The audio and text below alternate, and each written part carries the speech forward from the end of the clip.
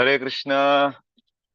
हरे कृष्ण प्रभु जी, दंडवत प्रणाम। दंडवत हरे प्रणाम। कृष्ण हरे प्रभु जी, दंडवत कृष्णा। प्रणाम। वेलकम। हरे हरे कृष्णा। कृष्ण दंडवत प्रभु प्रणाम। जी। हरे हरे कृष्ण। कृष्ण प्रभु दंडवत प्रणाम।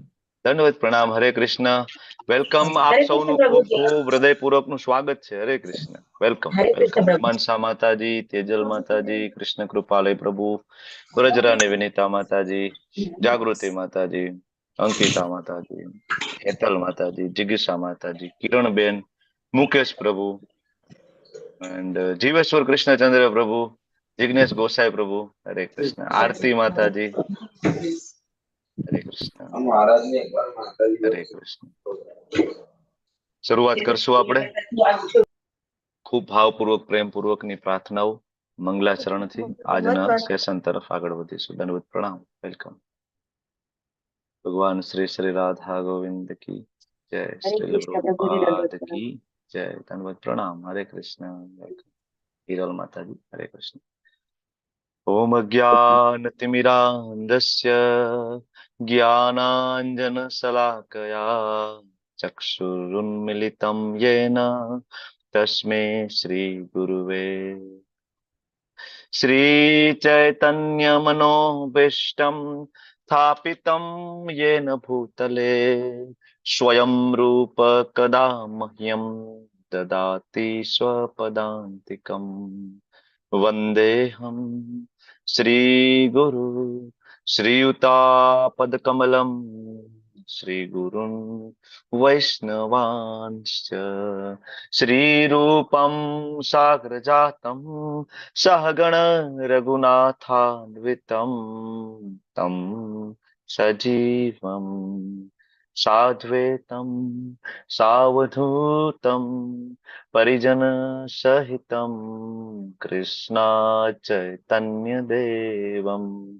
श्रीराधा कृष्णपादान् सहगण ललिता श्री विशंखान्वितंश्च हे कृष्णा करुणा सिंधु दीनबंधु जगत्पते गोपेश गोपिका कांत राधा कांत नमस्तुते तप्त कांचन गौरांगी श्री राधे वृंदावनेश्वरी वृषभानु सुते देवे प्रणमामि हरिप्रिये वाञ्छा कल्पतरुभ्यश्च कृपा सिन्धुभ्य एव च पतितानां पावनेभ्यो वैष्णवेभ्यो नमो नमः नमो विष्णुपादाय कृष्णा पृष्ठाय भूतले श्रीमते भक्ति वेदांत स्वामी निति नामिने नमस्ते सारस्वते देवे गौरवाणी प्रचारिणे निर्विशेषा शून्यवादी पाश्चात्यादेश तारिणे जय श्री कृष्ण चैतन्य प्रभु नित्यानंद श्री अद्वैत गदाधर श्रीवासादि गौर भक्त वृंद हरे कृष्णा कृष्ण कृष्ण कृष्ण कृष्ण हरे हरे हरे राम राम राम हरे हरे हरे कृष्ण प्रभु जी। હરે हरे કૃષ્ણ. कृष्ण। દંડવત પ્રણામ. આપ સૌનું ખૂબ हरे ખૂબ कृष्ण ખૂબ प्रभु जी, હૃદયપૂર્વકનું दंडवत સ્વાગત प्रणाम। છે. हरे कृष्ण વેલકમ. प्रभु जी, दंडवत प्रणाम।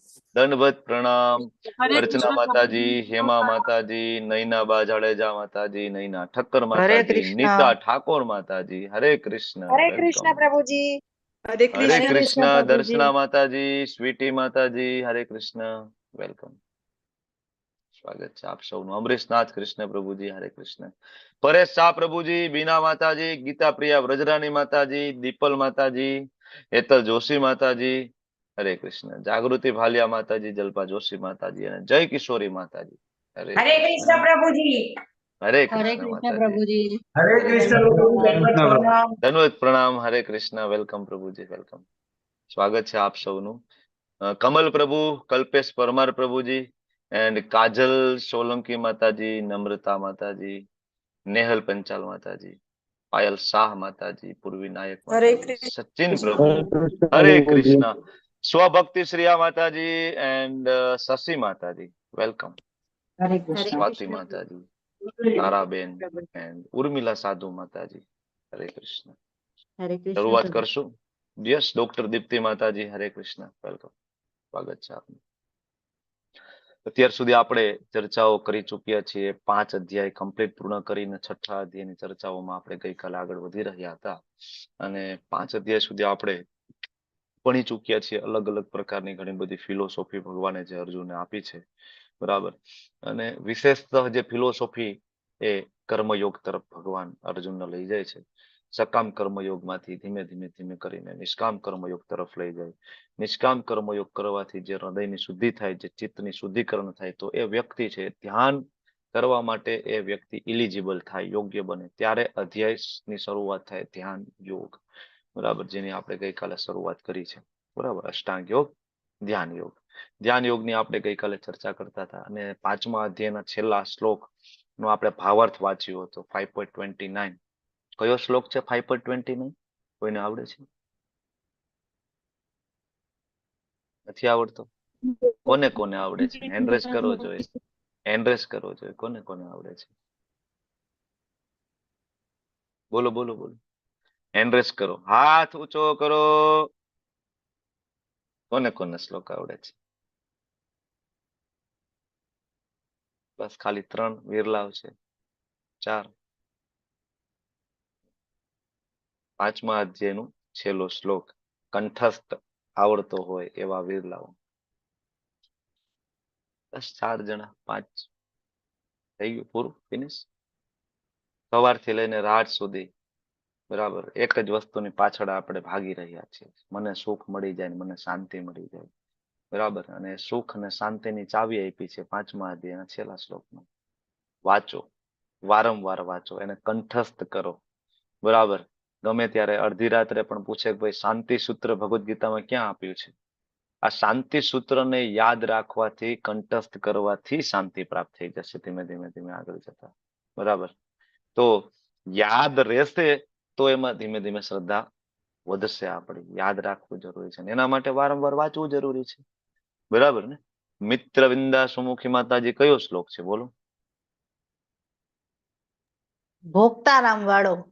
બોલો બોલો. ભોક્તારામ યજ્ઞ તપસામ સર્વલોક મહેશ્વરમ સુયદમ સર્વભૂતાનામ તાત્વમામ શાંતિ ઉચ્ચતે પૃચ્છતિ. જ્ઞાત્વા, તાત્વાની જ્ઞાત્વા મામ શાંતિ જ્ઞાત. ઉચ્ચતે. હા. શોભા માતાજી એનો અર્થ કહો ભોક્તારમ વાળા શ્લોકનો. સ્વભક્તિ શ્રીયા માતાજી. હરે કૃષ્ણ પ્રભુજી. હમ. સમસ્ત યજ્ઞોનો તપશ્ચર્યાનો પરમ ભોક્તા હું છું.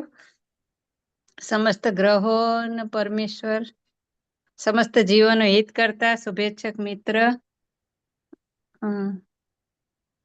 પછી સંસારના દુઃખોમાંથી શાંતિ પામે છે એવું કઈક છે. બહુ આખું નથી આવડતું, થોડું થોડું આવડે છે કે સંસારના દુઃખોમાંથી શાંતિ પામે છે મનુષ્ય.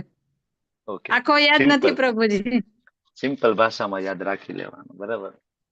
ઓકે, ઉર્મિલા માતાજી તમને આવડે છે એનો અર્થ?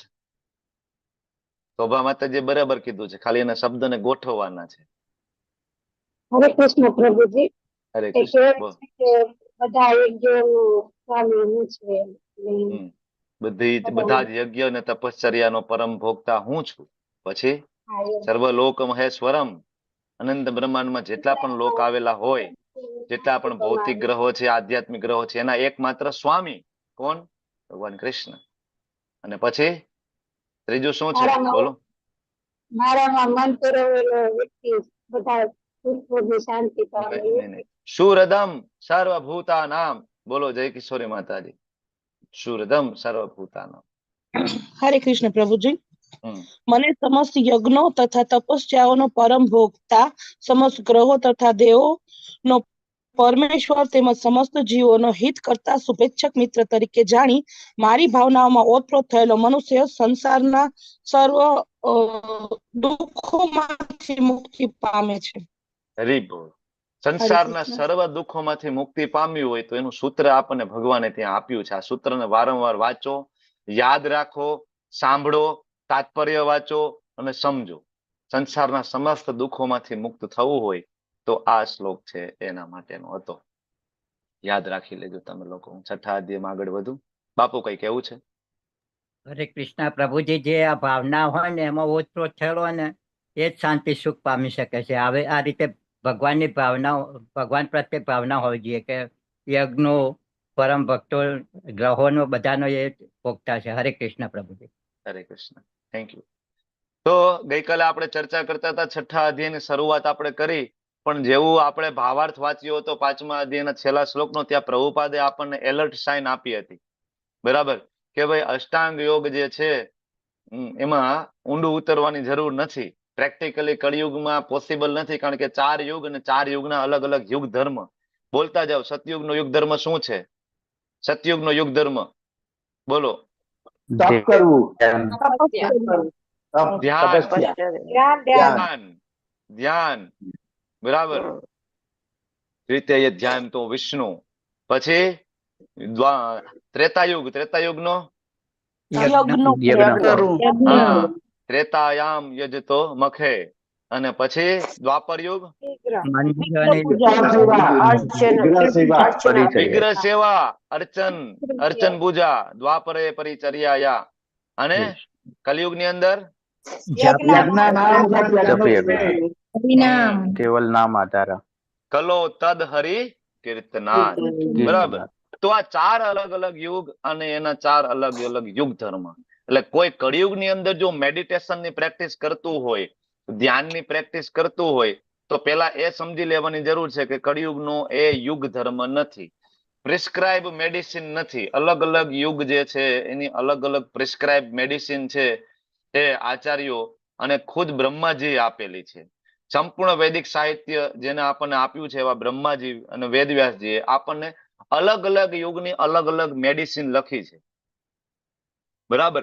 મેડિકલ સ્ટોર ની અંદર અલગ અલગ બધી પ્રકારની દવા હોય. તમને માથું દુખતું હોય તો મેડિકલ સ્ટોરમાં 50 પ્રકારની માથાનો દુખાવો બંધ કરવાની દવા તમને મળી જાય. બરાબર. પણ તમે શું કરશો? તમે ડોક્ટર પાસે જાઓ, ડોક્ટર એનું નિદાન કરે. બરાબર. તમારી તાસીર ચેક કરે, અમુક ઇન્વેસ્ટિગેશનની જરૂર પડે તો ઇન્વેસ્ટિગેશન કરાવે, રિપોર્ટ્સ કરાવે, અને પછી ડોક્ટર જે મેડિસિન લખે એ મેડિસિન આપણે મેડિકલ સ્ટોરમાં જઈને લઈ તો આપણને રિઝલ્ટ મળે. પણ ડોક્ટર પણ ઓથેન્ટિક હોવો જોઈએ. બરાબર. તો અહીંયા એ જ વસ્તુ છે કે વેદોની અંદર, ઉપનિષદની અંદર, પુરાણોની અંદર ઘણી બધી મેડિસિન લખી છે. ઘણા બધા મંત્રો લખેલા છે અને બધા જ મંત્રો સિદ્ધ છે, સફળ છે. બરાબર. સંપૂર્ણ આપણા મનોરથ પૂરા કરી શકે એટલી બરાબર સામર્થ્ય ધરાવે છે. પણ જેમ ડોક્ટર પાસે જાઓ તો ડોક્ટર તમને લખીને આપે કે ભાઈ તમારે આ દવા ખાવાની છે, આનાથી તમને રિઝલ્ટ મળશે. એમ જયારે આપણે આ કલયુગ, બરાબર, જે આ કલયુગ નામની જે બીમારી, એની અંદર થયેલી આપણને જે બીમારી કલહ, બરાબર, કલહ, તો એ જે બીમારીની અંદર આપણને આપણા ડોક્ટર વેદવ્યાસજી, બ્રહ્માજી સજેસ્ટ કરે છે કે માત્ર કલો તદ હરિ કીર્તનાથ. અને એમાં પણ પર્ટિક્યુલર મેડિસિન નું નામ પણ આપ્યું છે. કઈ દવાનું નામ આપ્યું છે કલયુગ ની અંદર? દવા ઘણી બધી છે, પણ એમાં દવાનું હરે કૃષ્ણ, કૃષ્ણ કૃષ્ણ હરે હરે, હરે રામ હરે રામ, રામ રામ હરે હરે. આ કલયુગની સ્પેશિયલ દવા છે. ભગવાન શ્રી ચૈતન્ય મહાપ્રભુએ આપ્યું, શિવજીએ સ્કંદ પુરાણની અંદર આપ્યું. બરાબર. બ્રહ્માજીએ યજુર્વેદનો ભાગ કલિસંતરણ ઉપનિષદમાં આપ્યું. બ્રહ્મા, વિષ્ણુ, મહેશ, બરાબર, ત્રણે આ સેમ મંત્ર પ્રતિપાદિત કરીને આપણને આપ્યું કે કળિયુગના જીવો માટે આ મંત્ર છે એ લો. તો કળિયુગમાં કોઈ મેડિટેશન, કોઈ તપશ્ચર્યા, કોઈ હઠયોગ, કોઈ અષ્ટાંગ યોગ, કોઈ જ્ઞાન યોગ દ્વારા આગળ વધવા માંગે તો એ કળિયુગની અંદર પોસિબલ નથી, કારણ કે આ યુગનો એ યુગ ધર્મ નથી. સેમ વસ્તુ પ્રભુપાદે આપણને 5મા અધ્યાયના અંતે સમજાવી દીધી. અને એ વસ્તુ આપણે 6ઠ્ઠા અધ્યાયની શરૂઆતમાં ભગવાન કહેશે, 6ઠ્ઠા અધ્યાયમાં ભગવાન પણ ના પાડશે. 5મા અને 6ઠ્ઠા અધ્યાયનું જોડાણ તો આ 2 શ્લોક 5મા અધ્યાયમાં આવ્યા હતા, જેનું કનેક્શન થયું, બરાબર, આ અધ્યાય સાથે. બરાબર. તો આપણે જોયું કે અનાસક્તિ કેવી રીતના આવે. બરાબર. જ્યાં સુધી આપણે ભગવાનને, આપણે લાસ્ટ શ્લોક શું કામ આજે પાછો રિવાઇન્ડ કર્યો, 5.29, ભોક્તારમ યજ્ઞ તપસા સર્વલોક મહેશ્વરમ સુરદમ સર્વભૂતાનામ જ્ઞાત્વા મામ શાંતિ મૃચ્છતિ. જ્યાં સુધી તમે ભગવાનને અલ્ટિમેટલી ભોગતા માનો નહીં, ભગવાનને અલ્ટિમેટલી તમે જે કરતા ના માનો, ત્યાં સુધી આપણને અનાસક્તિ આવતી નથી. બરાબર. તો આ જરૂરી છે કે એ શ્લોક છે એ આપણને કંઠસ્થ થઈ જાય. બરાબર. તો અનાસક્તિ સુપ્રીમ જે કર્તા છે ભગવાન છે, આ જાણવું જોઈએ આપણે. જીવ, પ્રકૃતિ અને પરમાત્મા, આવા ત્રણ કર્તામાં જીવ છે સૌથી લોઅર લેવલનો કર્તા છે, અને જે માત્ર પોતાની ઈચ્છાઓ એ પણ આંશિક સ્વતંત્રતા દ્વારા પૂર્ણ કરી શકે છે. બરાબર. ઓકે, આ બધી ચર્ચા કરતા કરતા ભગવાને આ અધ્યાયની શરૂઆતમાં જ એકદમ ક્લિયરલી કહ્યું કે ભાઈ કર્મ છોડવાનું નથી. કોઈ એમ કે ભાઈ યોગી એટલે શું? યોગી એટલે બરાબર મોટા તપસ્વી હોય, હિમાલયમાં એક પગે ઉભા હોય, એને યોગી કહેવાય. કોઈ એમ કે સન્યાસી એટલે શું? તો કે ઘર બાર છોડી દીધું હોય, ત્યાગ કરી દીધો, વૈરાગ્ય લઈ લીધું, એને સન્યાસી કહેવાય. અને આજે પણ આવું છે ને, અર્જુનને બધું જ્ઞાન તો આપી દીધું. આમ જોવા જઈએ તો અર્જુનને કર્મયોગ સમજાવી દીધું, સકામ કર્મયોગ, નિષ્કામ કર્મયોગની બધી ચર્ચાઓ પૂર્ણ થઈ ગઈ. અર્જુનના ઓલમોસ્ટ ડાઉટ પણ ક્લિયર થઈ ગયા. કારણ કે ત્રીજા અધ્યાયના શરૂઆતમાં અર્જુને કહ્યું કે પ્રભુ કર્મયોગ કે જ્ઞાન યોગ કઈ તરફ મારે આગળ વધવું? તો ભગવાને ત્રીજો અધ્યાયમાં કર્મયોગ આપ્યો, ચોથો અધ્યાયમાં દિવ્ય જ્ઞાન આપ્યું. અર્જુન પાંચમા અધ્યાયમાં પાછા કન્ફ્યુઝ થયા કે પ્રભુ આ બે માંથી કયું? તો ભગવાન કે અર્જુન બે જુદું જુદું નથી ભાઈ. એક જ્ઞાન યોગનો ઉપયોગ કરીને તારે કર્મયોગમાં આગળ વધવું, એને કૃષ્ણ ભાવને કર્મયોગ કહેવાય. જે પાંચમો અધ્યાય કર્મ સંન્યાસ યોગ ભગવાન આપી દીધો. તો અર્જુનના ઓલમોસ્ટ ડાઉટ તો ક્લિયર થઈ ગયા, પણ મનમાં એક નાનો એવો ડાઉટ હજી તમારા મનમાં જે હોય ને એ ડાઉટ હતો. શું? તો કે ભાઈ જંગલમાં જવું, હિમાલયમાં જવું, એક પગે ઉભા રહેવું, એ તો એના કરતા ઉત્તમ ગણાતું હોવું જોઈએ ને. આજે પણ તમે જો આપણે એવું જ છે ને કે આપણા ગામમાં ધારો કે કોઈ એક મહાન સંત, મહાન ભક્ત આવ્યા છે, રામચંદ્રજીના, કૃષ્ણચંદ્રજી, જે સતત ભગવાનનું નામ જપ કરી રહ્યા છે, બીજું કાંઈ નથી, નામ જપ કરે છે, અને ગામમાં આવે છે, અને એક યોગી આવે છે જે હિમાલયમાં 12-15 વર્ષ તપશ્ચર્યા સાધના કરી છે, અને સાધનાના બળે એને સિદ્ધિ પ્રાપ્ત કરી છે, અને ગામમાં આવે, બરાબર, અને બધાને ખબર પડે કે બાબા તો બહુ સિદ્ધ છે, બરાબર, કે આમ આમ આમ કરે એટલે એમાંથી તરત રુદ્રાક્ષ નીકળે, આમ કરે તો કંકુ નીકળે, આમ કરે તો ચોખા નીકળે, ચોખાની નાની એવી પોટલી વાળીને ઘરે જઈને તિજોરીમાં મૂકવાની, કોઈ દી પૈસા ખૂટે નહીં. બરાબર. આવી આવી સિદ્ધિઓ કોઈ આપે, અથવા તો તમે સામે બેસો, બરાબર, અને બસ તમારે સામે બેસવાનું, તમારું મન વાંચી લે, તમારા મનમાં ચાલતી જે દુઃખ દુવિધાઓ એ જાણી લે, તો આમાં કહેવાય કે ટ્રાફિક ક્યાં થાય? ભગવાનનો ભક્ત જે આવ્યો હોય, માળા કરતો હોય, અને ખાલી ભગવાનનું નામ શીખડાવતો હોય, ત્યાં ટ્રાફિક થાય? કે ઓલી જે સિદ્ધિ પ્રાપ્ત કરનારા, ક્યાં ટ્રાફિક થાય? સિદ્ધિ પ્રાપ્ત કરનાર સિદ્ધિ પ્રાપ્ત કરતા. સિદ્ધિ જે પ્રાપ્ત કરી હોય. હરે કૃષ્ણ. બાપુ તમારું માઇક ચાલુ છે. બરાબર. તો સિદ્ધિ પ્રાપ્ત કરનારા હોય ત્યાં ટ્રાફિક થાય ને. કારણ કે આપણે બધા જે જીવ છીએ, બરાબર, એનું બુદ્ધિનું લેવલ કળિયુગમાં આટલું જ છે, આપણે સમજી શકતા નથી. ઓકે, તો આ જ કન્ફ્યુઝન દૂર કરવા માટે, તમારું મારું બેયનું કન્ફ્યુઝન દૂર કરવા માટે ભગવાન આખું ચેપ્ટર લઈને આવે છે કે ભાઈ હિમાલયમાં એક પગે ઉભા કોઈ રહે અને 12-15 વર્ષ તપશ્ચર્યા કરે ને કોઈ સિદ્ધિ પ્રાપ્ત કરીને આવે, તમારું મન વાંચી લે, રુદ્રાક્ષ તમારી ભૌતિક સુખ સુવિધાઓનું ધ્યાન રાખી શકે, તમને ભૌતિક વસ્તુઓ કોઈ આપી શકે, બરાબર, પૈસા ટકા બિઝનેસમાં, બરાબર, તમને કદાચ પ્રોત્સાહન મતલબ પ્રગતિ કરાવી શકે, તો આ ઉચ્ચ લેવલનો કોઈ યોગી નથી. આને યોગી જ ના કહેવાય, ભગવાન તો ના પાડે છે. બરાબર. યોગી એટલે ભક્તિ યોગ છે. જે ભક્ત છે સાચો યોગી છે, ભગવાન કહે છે. એટલે એકદમ શરૂઆતમાં કહે છે કે જે મનુષ્ય પોતાના કર્મના ફળ પ્રત્યે અનાસક્ત હોય, કર્તવ્ય અનુસાર કર્મ કરે છે ને, આ સાચો યોગી છે. બરાબર. આ બધી ચર્ચા અષ્ટાંગ યોગની શરૂઆત કરતા પહેલા ભગવાન સમજાવે છે. ભક્તિ યોગ અને અષ્ટાંગ યોગ એનો જે તફાવતની ચર્ચાઓ થાય. બે પ્રકારના યોગી, જે શરૂઆતનો યોગી યોગારૂઢ, એડવાન્સ યોગી યોગારૂઢ, એની ચર્ચા ભગવાન ગઈકાલે કરી. બરાબર. અને બેનો જે તફાવત છે આપણે ગઈકાલે ભણી ગયા છીએ. શરૂઆતનો ભક્ત, નવોદિત ભક્ત અને એડવાન્સ ડિવોટીમાં શું તફાવત હોય, અને પછી ભગવાન મેડિટેશન મન ને ફોકસ કરવા માટે હોય છે, માઇન્ડને કંટ્રોલ કરવા માટે છે. તો ભગવાન મન વિશે સમજાવી રહ્યા છે કે ભાઈ મન એટલે શું, બરાબર, કેવું છે, જીવનો મિત્ર પણ છે અને શત્રુ પણ છે, અને મનને કંટ્રોલ માત્ર કૃષ્ણ કરી શકે છે. એના ઉપર આપણે ગઈકાલે લાંબી ચર્ચાઓ થઈ ગઈ. બરાબર. તમે સરસ અલગ અલગ તમે તર્ક આપ્યા, અને શ્રીમદ ભાગવતમ, ભગવદ ગીતામાંથી રેફરન્સ પણ આપ્યા, બધા સાચા જ હતા. બરાબર. અને આપણે એના ઉપર ખૂબ ચર્ચા કરી કે શું કામ મન માત્ર કૃષ્ણ દ્વારા જ કંટ્રોલ થઈ શકે છે, બાકી ગમે એટલો મોટો યોગી બની જાય, તપસ્વી બની જાય, ધ્યાની બની જાય, જ્ઞાની બની જાય, વૈરાગ્ય ધારણ કરે, સંન્યાસી બની જાય, પણ છતાં પણ મન કંટ્રોલમાં આવતું નથી. મન એક જ રીતના કંટ્રોલમાં આવે છે. જેની વિભૂતિ છે એના સરને મૂકી દો એટલે કંટ્રોલમાં આવે ધીમે ધીમે ધીમે. બરાબર. તો મનના 6 દુશ્મનો, બરાબર, એની ચર્ચા ગઈકાલે કરી. અને હવે યોગારૂઢ પર કોઈ વ્યક્તિ સ્થિત થાય, આત્મ સાક્ષાત્કારના પગથિયા ઉપર જાય, તો એમાં કેવા લક્ષણો દેખાય? બરાબર, કોઈ પણ આવીને કહી શકે ને તમને મને, હું યોગારૂઢ છું ભાઈ, અથવા કોઈ પણ કહી શકે કે ભાઈ મેં આત્મ સાક્ષાત્કાર કર્યો છે. ભાઈ તો લક્ષણો શું, આપણે કેમ ઓળખી શકીએ? ઘણા બધા એમ કે અમે ભાઈ નિરાકાર બ્રહ્મના દર્શન કર્યા છે. મેં તમને ગઈકાલે વાત કરી હતી કે આવા કેટલાય તમને સમાજની અંદર મળશે કે અમે બ્રહ્મનો સાક્ષાત્કાર કર્યો છે, બરાબર, અમે બ્રહ્મ જ્યોતિના દર્શન કર્યા છે, અમે આત્મ સાક્ષાત્કાર કર્યો છે. તો એનામાં શું લક્ષણ હોય એકચ્યુઅલી જેના ખરેખર સાક્ષાત્કાર થયો હોય? તો સુખ દુઃખ, ઠંડી ગરમી, માન અપમાન બધું એના માટે સમાન છે. હજી ઉપર જાઓ તો કાકરા હોય, પથ્થર હોય, સુવર્ણ હોય, બધું સમાન છે. સંપૂર્ણપણે જીતેન્દ્રિય હોય, એને બધી ઇન્દ્રિયો ઉપર એને જીત પ્રાપ્ત કરી હોય. બરાબર. 6 આપણે જે વેગોની વાત થાય છે ઉપદેશામૃતની અંદર, 6 વેગોને સંપૂર્ણપણે ધારણ કરી શકે એવો વ્યક્તિ હોય. બ્રહ્મચર્યનું, બરાબર, અટૂટ પાલન કરનાર વ્યક્તિ હોય. બરાબર, જેને આત્મ સાક્ષાત્કાર થયો. કારણ કે પછી આ ભૌતિક વિષય વાસનામાં એનો કોઈ ઇન્ટરેસ્ટ રહેતો જ નથી આત્મ સાક્ષાત્કારી વ્યક્તિને. બરાબર. આનાથી ઉપર પણ જાઓ તો એ બધાને સમાન રીતના જોવે છે. એ મિત્ર હોય, શત્રુ હોય, તટસ્થ હોય, મધ્યસ્થી હોય, દ્વેષી હોય, પુણ્યાત્મા, બધાને. તો આ એના ક્રાઇટેરિયા છે.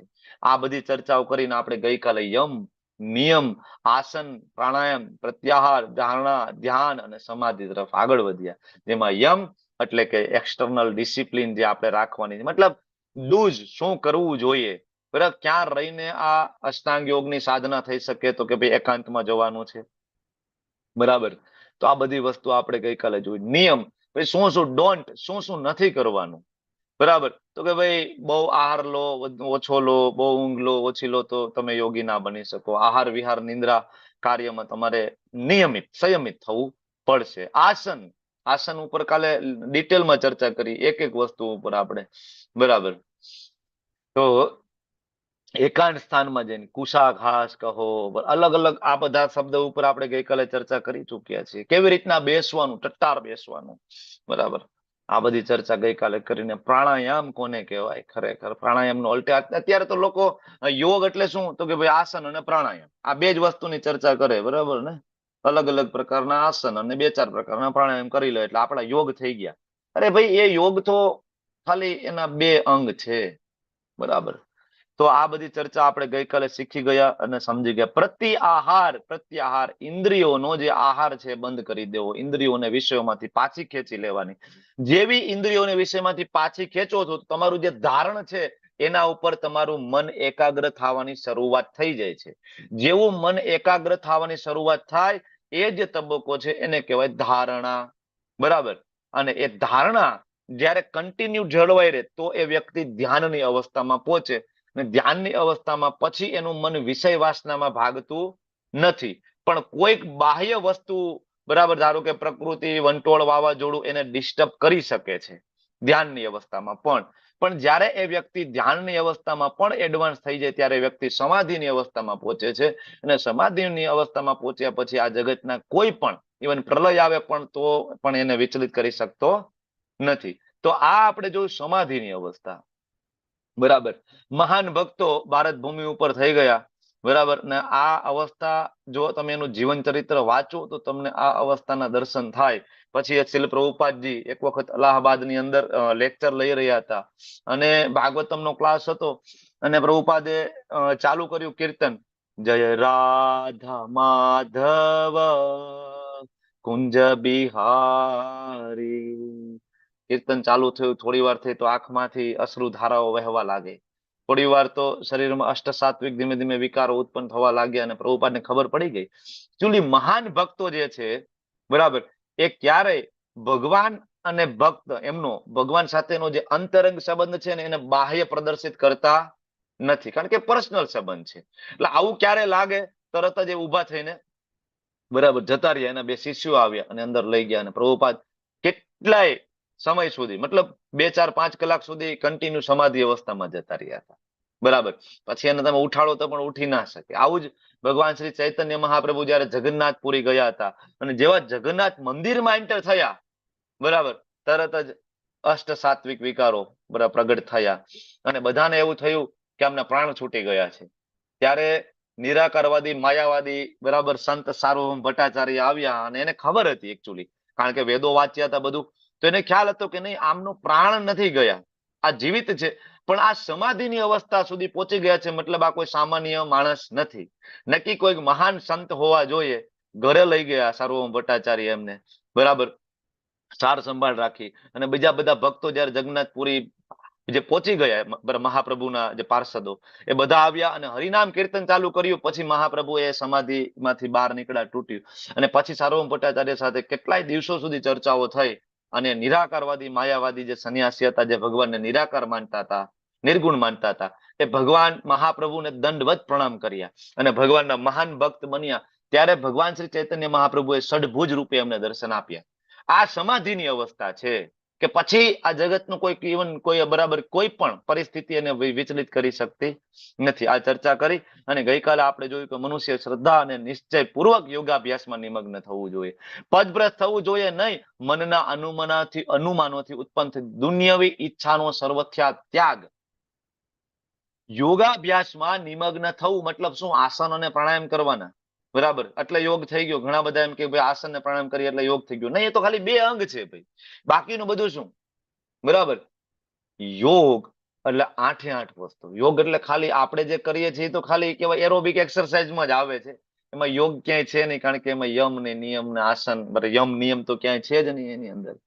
યોગનો મતલબ જોડાવું, ભગવાન સાથે જોડાવું. જોડાવું એટલે કેમ આમ ચોંટી જવાનું નહીં, જોડાવું એટલે ભગવાનની સેવામાં જોડાઈ જવું, બરાબર, ભગવાનની સેવામાં જોડાઈ જવું. યોગા મતલબ ભગવાનની સેવામાં જોડાઈ જવું. એવું નહીં કે વિલીન થઈ જવું, નહીં. આત્મા અને પરમાત્માનું મિલન, પણ કઈ રીતના મિલન? તો કે સેવાના ભાવથી મિલન. જે સનાતન ધર્મ જે ભગવાન કહે છે, સનાતન ધર્મનો હું પાલક છું, એ ધર્મ એટલે શું? ધર્મ તું સાક્ષાત ભગવત પ્રણીતમ. ભગવાન જે બોલ્યા ધર્મ છે, તો ભગવાન શું બોલ્યા છે કે અહમ બીજ પ્રદ પિતા, હું તમારો બધાનો પિતા છું, હું તમારો બધાનો બાપ છું, બરાબર, તમે બધા મારા અંશો છો. મમે વાંશો જીવ લોકે જીવભૂત સનાતન. આ ધર્મ છે ભગવાન જે બોલે છે. અચ્છા, તો શું કરવું જોઈએ? ભગવાને કીધું હું તમારો પિતા છું, તમે મારા અંશ છો, તો આપણી જવાબદારી શું? તો ભગવાને એ પણ કીધું મન મના ભવ મદભક્તો મધ્યાજી મામ નમસ્કુરુ. તમે તમારું મન મારામાં લગાડો, મારી પૂજા કરો, મારી ભક્તિ કરો, મને નમસ્કાર કરો. સતતમ કીર્તયંતો મામ, સતત મારા નામનું કીર્તન કરો.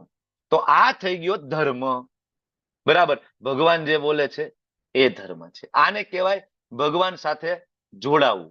ભગવાન સાથે જોડાવું એટલે એવું નહીં કે આત્મા પરમાત્મામાં વિલીન થઈ ગઈ. આત્મા પરમાત્મામાં જોડાઈ ગઈ ભગવાનની સેવા દ્વારા. સેવાનો ધર્મ એટલે સનાતન ધર્મ. સનાતન ધર્મ એટલે ભગવાન બોલેલા એ શબ્દ, અને ભગવાન બોલેલા એ શબ્દ એટલે કે આપણે એના અંશ છે ને આપણા પિતા છે. તો આપણી ફરજ શું છે? તો કે આપણે એની સેવા કરવી જોઈએ. આ છે સનાતન ધર્મની આખી વ્યાખ્યા ભગવદ ગીતામાં જે અલગ અલગ શ્લોકમાં આપેલી છે. ઓકે, તો પદભ્રષ્ટ થવું જોઈએ નહીં. મનના અનુમાનોથી ઉત્પન્ન બધી દુનિયાવી ઈચ્છાનો ત્યાગ કરો અને મન દ્વારા ઇન્દ્રિયોને બધી બાજુથી સંયમિત કરી લેવી જોઈએ, મતલબ પ્રત્યાહાર કરવો જોઈએ. ભગવાન આ સમજાવે છે 6.24 ની અંદર કે ધીમે ધીમે પ્રત્યાહાર કરવાની કોશિશ કરો, ઇન્દ્રિયોને ધીમે ધીમે ખેંચો, બરાબર, વિષયોમાં જવા ના દો. ધીરે ધીરે ક્રમશઃ પૂર્ણ વિશ્વાસપૂર્વક બુદ્ધિ દ્વારા મનુષ્ય સમાધિમાં સ્થિત થવું પડશે, બરાબર. અને એ રીતે મનને આત્મામાં સ્થિર કરી અને અન્ય કશાયનું ચિંતન કરવું જોઈએ નહીં. કાંઈ ચિંતન નહીં કરવાનું, બરાબર. વિચાર કરો, આ તો બહુ પરિસ્થિતિ અઘરી થઈ જાય. આપણે માળા કરતા હોય તો કેટલું બધું અલગ અલગ ચિંતન થાય, વિચારો આવે છે, બરાબર. ભગવાન કહે છે કશાયનું ચિંતન કરવાની, કોઈ પણ વસ્તુ નહીં. મનને આત્મામાં સ્થિર કરો. મનને આત્મામાં સ્થિર કરવું એટલે શું? તો કે ભાઈ હું આ શરીર નથી અને હું આત્મા છું. અચ્છા, આત્મા છે શું છે? તો કે આત્મા છે જીવેર સ્વરૂપ હોય કૃષ્ણ નિત્ય દાસ. મમે વાંશો જીવ લોકે જીવભૂત સનાતન. કે ભાઈ આ જીવ છે એ તો સનાતન અંશ છે કૃષ્ણનો. તો આમાં હું સ્થિર કરવું એટલે શું? તો કે ભગવાનની સેવામાં જોડાઈ જવું. ફરીથી, બરાબર. તો પૂર્ણ વિશ્વાસ પૂર્વક, એટલે પૂર્ણ વિશ્વાસ એટલે અહીંયા અનન્ય ભક્તિની વાત આવે છે. આપણો વિશ્વાસ કેવો છે? અધૂરો વિશ્વાસ છે. આમાંય વિશ્વાસ છે, અહીંયા વિશ્વાસ છે, અહીંયા વિશ્વાસ છે, અહીંયા વિશ્વાસ છે, અને અહીંયા વિશ્વાસ છે. બરાબર. અનન્ય ભક્તિ હોવી જોઈએ. બરાબર. ભગવાન શ્રી કૃષ્ણ પ્રત્યેની અને બુદ્ધિપૂર્વક ઉપયોગ કરવાનો છે. બુદ્ધિ દ્વારા એટલે અહીં જ્ઞાન યોગ મેળવવાની વાત છે કે એક તો પૂર્ણ વિશ્વાસ એટલે કે અનન્ય ભક્તિ, સાથે સાથે બુદ્ધિ દ્વારા, બુદ્ધિ એટલે કે જ્ઞાન યોગનો ઉપયોગ કરવાનો છે, જે ભગવાને આગળ ચોથા અધ્યાયમાં દિવ્ય જ્ઞાન આપ્યું છે. આ જ્ઞાન યોગનો જ્યારે તમે ઉપયોગ કરો છો તો આત્મામાં સ્થિર થઈ શકે છે. બરાબર. તો મનને આત્મામાં સ્થિર કરવું છે. આત્મસંસ્થમ મનઃ કૃત્વા, બરાબર, તો ત્યાં થઈ શકે છે. બરાબર.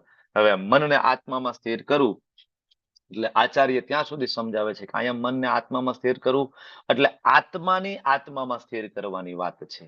આત્માની આત્મા કોણ છે? આત્માની પણ આત્મા કોઈ છે? કોણ છે? પરમાત્મા. ક્યાં લખ્યું છે ખબર છે? ક્યાં લખ્યું છે ખબર છે? વિભૂતિ યોગ ની પહેલી વિભૂતિ.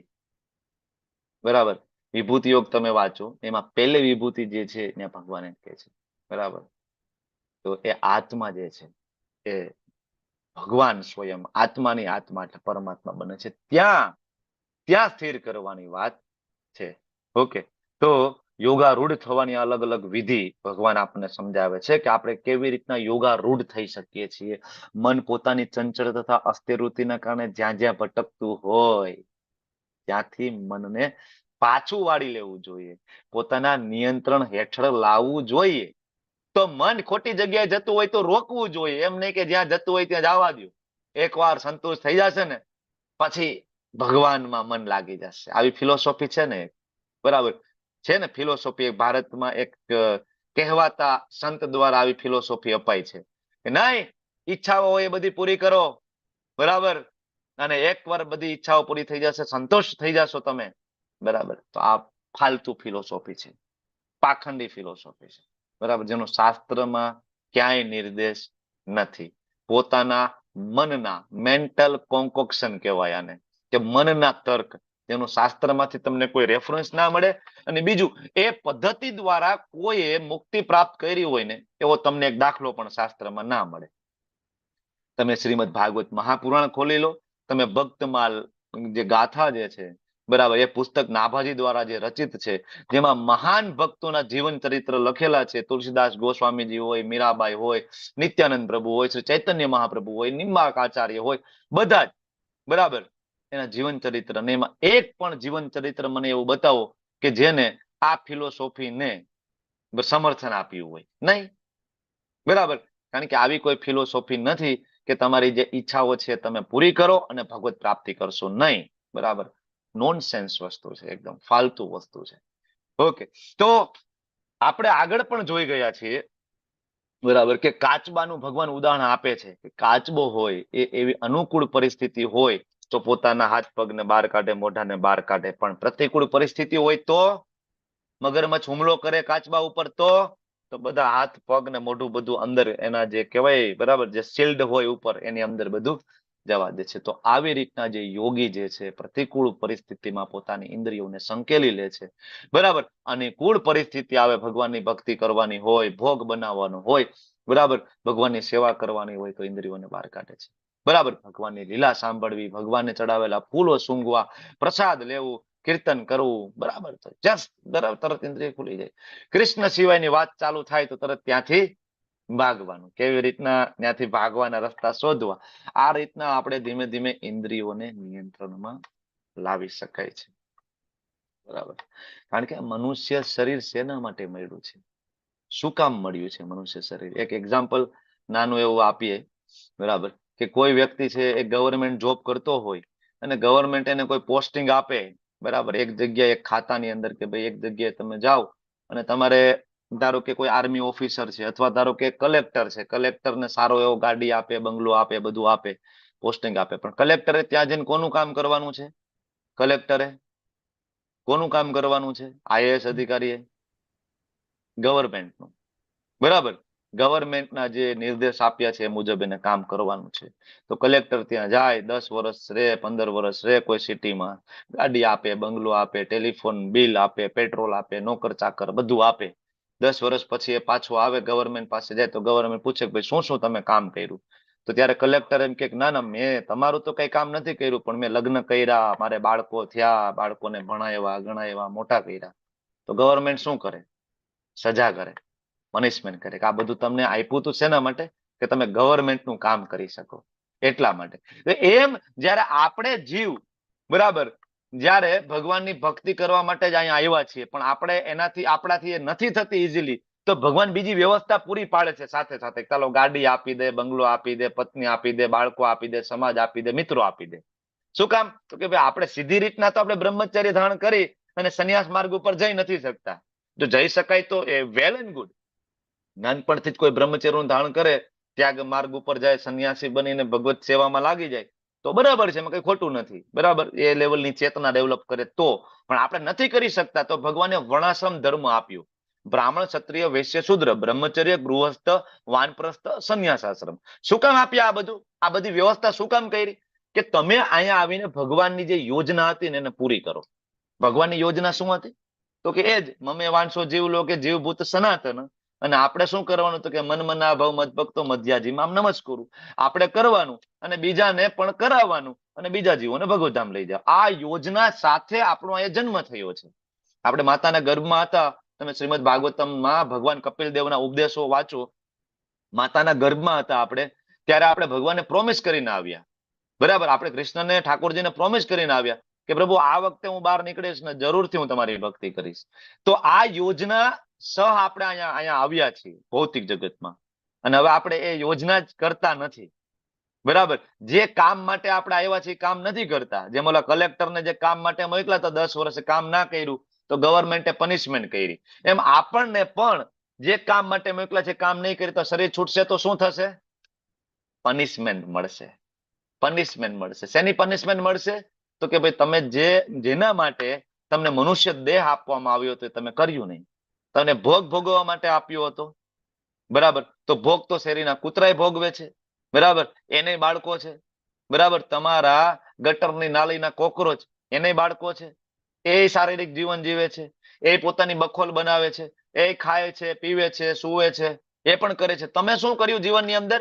ખાવાનું, પીવાનું, સુવાનું, ભોગવવાનું, બરાબર, બેંક બેલેન્સ કરવાનું, પત્ની સાથે સુખ ભોગવવાનું. આનાથી વધારાનું તમે શું કરીને આવ્યા છો? એક કૂતરો કરે છે ને તમે કરો છો. આના સિવાયની મને 5મી વસ્તુ કહો, બરાબર. આ પ્રકૃતિ માયાદેવી જયારે આપણને પૂછશે શું જવાબ આપશું? બરાબર. ત્યારે તમે આપણે ત્યાં જઈને કહેશું કે અમે તો બસ આ 4 વસ્તુ કરી. ત્યારે માયાદેવી કહેશે કે 4 વસ્તુ તમને એટલા માટે આપી હતી કે તમે સીધી રીતના ભક્તિ નહોતા કરી શકતા, તો તમને વ્યવસ્થા આપી, તમને સગવડતા આપી કે તમે સગવડતાને અંદર થઈને તમે ભક્તિ કરી શકો, બરાબર. તો આ સમજવાની જરૂર છે કે મનને પાછું વાળવાનું છે, નહીં કે લગાવી દેવાનું, બરાબર. તો આવી જે ફિલોસોફી કોઈ સમજાવે ને, બરાબર, તો ત્યાંથી હંમેશા દૂર ભાગવું, આવા માણસોથી દૂર ભાગવું. કારણ કે ઇન્દ્રિયોને કંટ્રોલ કરે એને કહેવાય ગોસ્વામી, બરાબર. ઇન્દ્રિયોને કંટ્રોલ કરે ને એને કહેવાય ગોસ્વામી. અને જેને મન કંટ્રોલ કરી લે ને વ્યક્તિને, આપણે બધાય છીએ. આપણે મન અને ઇન્દ્રિયોને કંટ્રોલ નથી કરતા, આપણું મન આપણને કંટ્રોલ કરે છે. આપણને તો અડધી રાત્રે ચાઇનીઝ, પિઝા, બર્ગર ખાવા જવાનું મન થાય છે. થાય છે ને? થાય છે ને? ભૂખ, બરોબર. હવે આજે તો નવરાત્રી જેવો પાવન અવસર આજ શરૂઆત થઈ રહી છે, બરાબર. ખરેખર ખૂબ પવિત્ર દિવસો શરૂઆત થઈ રહ્યા છે આજે માતાજીની ઉપાસના કરવા માટે, દેવીની ઉપાસના કરવા માટે. પણ શું ખરેખર ઉપાસના થઈ રહી છે? બરાબર.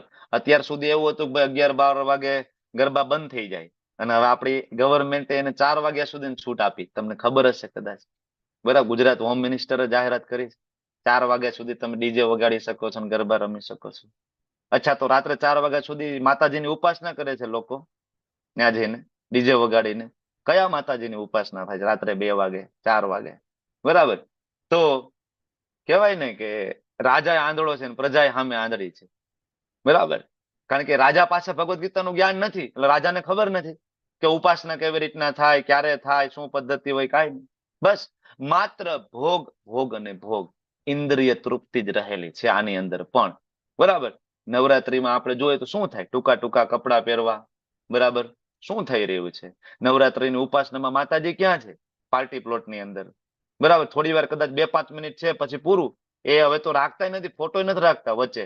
પેલાની ગરબી થતી સાત્વિક ગરબી થતી, આજે પણ ગામડામાં થાય છે સાત્વિક ગરબી, બરાબર, કે લોકો કીર્તન કરતા, ભગવાનનું કીર્તન, માતાજીનું કીર્તન કરતા ગાતા, અને નાની નાની સરસ બાળાઓ હોય એની પાસે કેવાય કે માતાજી વચ્ચે હોય, અને એ લોકો ફરતા ફરતા ફરતા નાની નાની બાળાઓ કીર્તન કરતી હોય, ગરબા રમતી હોય, બધા લોકો બેઠા બેઠા જોતા હોય, અને જેવું એ પૂરું થઈ જાય તો બધાએ બાળકે, બરાબર, જે નાની નાની જે છોકરીઓ જે તપશ્ચર્યા કરી ને 2-3 કલાક માટે તપશ્ચર્યા કરી, બરાબર, તો એને પ્રસાદ આપે, બરાબર, એને લાણી આપે.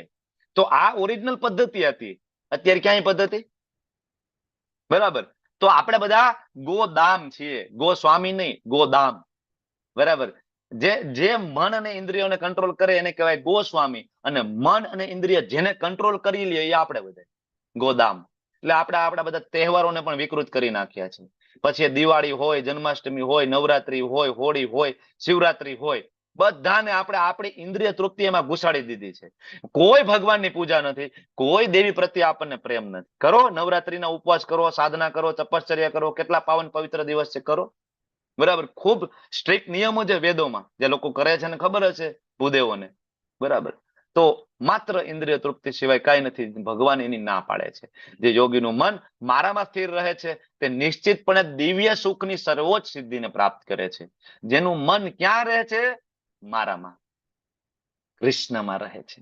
બ્રહ્મ ભૂત પ્રસન્નાત્મા, બરાબર. ભગવાન કહે છે યોગીનું મન મારામાં સ્થિર રહે છે તે નિશ્ચિતપણે દિવ્ય સુખની સર્વોચ્ચ સિદ્ધિને પ્રાપ્ત કરે છે. કઈ સિદ્ધિ? જે આપણે સમાધિની અવસ્થામાં જે જોઈ છે એ સિદ્ધિ.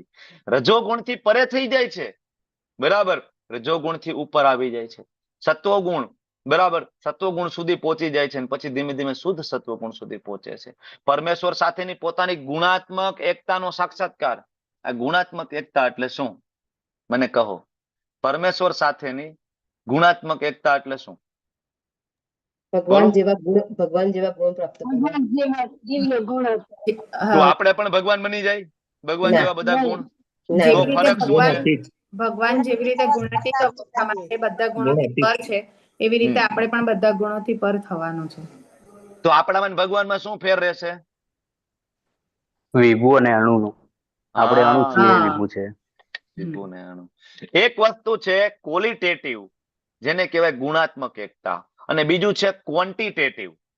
તો ક્વોલિટેટિવ વનનેસ એટલે કે ગુણાત્મક એકતા ભગવાન સાથે થઈ શકે. ભગવાન પણ કહેવાય શાશ્વત છે, આપણે પણ શાશ્વત છીએ. ભગવાન પણ સતચિત આનંદ છે, આપણે પણ સતચિત આનંદ છીએ, બરાબર. પણ ક્વોન્ટિટેટિવ એકતા ક્યારે થાય નહીં? પ્રમાણની અંદર. કારણ કે ભગવાનની અંદર 6 ઐશ્વર્ય છે, સંપૂર્ણ માત્રામાં છે. આપણામાં એ સંપૂર્ણ માત્રામાં નથી, અને થઈ પણ શકે નહીં, બરાબર. તો આ ગુણાત્મક એકતાનો સાક્ષાત્કાર થઈ જાય, અને એ રીતે ભૂતકાળના પોતાના સર્વ કર્મના ફળથી મુક્ત થઈ જાય. કોઈ વ્યક્તિ એક વખત ગુણાતીત અવસ્થા પ્રાપ્ત કરે ને, એટલે ભૂતકાળના સર્વ ફળોમાંથી મુક્ત થઈ જાય છે, બરાબર. તો ગુણાત્મક એકતા એટલે કે અગાધ સમુદ્ર હોય એનું પાણી, અને એમાંથી એક ટીપું લઈ લો જુદું, અને એ પાણી બેયની લેબોરેટરી કરાવો તો બે એક સરખું રિઝલ્ટ આપશે. આપશે ને? લેબોરેટરી વાળો સમુદ્રમાંથી પાણી લો કે સમુદ્રમાંથી એક ડબલું ભરી લો, એની લેબોરેટરી કરાવો, બેયનું રિઝલ્ટ સેમ. પણ સમુદ્ર જે કરી શકે એ પાણીનું એક ડબલું કરી શકે નહીં. કરી શકે? સમુદ્ર એક વખત એની લિમિટ તોડે, સરહદ તોડે તો શું થાય? સુનામી આવે, હાહાકાર મચી જાય. મોટા મોટા ગામ, શહેરો, તમે ગમે એટલા શક્તિશાળી મહાસત્તા હોય તો પણ એનાથી બચી શકતી નથી, બરાબર. પાણીનું ડબલું શું કરી શકે? સુનામી લાવી શકે? કોઈને ડગમગાવી શકે? કાંઈ ના કરી શકે. બહુમાં બહુ તો કોકનું માથું પલાળી શકે, થોડુંક નવડાવી શકે એક ડબલાથી, બીજું કઈ થાય નહીં. મોઢું ધોઈ શકાય એ ડબલાથી, બરાબર. તો આ સમજવાની જરૂર છે. પાણીનું એક ડબલું અને અગાધ સમુદ્ર, બેયમાં ગુણ સરખા છે, પણ પ્રમાણ જુદું જુદું છે. ક્વોન્ટિટી અને ક્વોલિટી, આ બે વસ્તુમાં ફેર છે. એટલે આ હંમેશા આપણે યાદ રાખવું જોઈએ. અને આ રીતે જયારે ભગવાનમાં મન સ્થિર કરીએ, બરાબર, તો ભગવત ધામ મળે, બરાબર. આ પ્રમાણે યોગાભ્યાસમાં હંમેશા પુરાવેલો આ પ્રમાણેનો યોગાભ્યાસ કીધો છે. કઈ પ્રકારનો યોગાભ્યાસ ભગવાન કહે છે? આગળ કીધો હોય, બરાબર.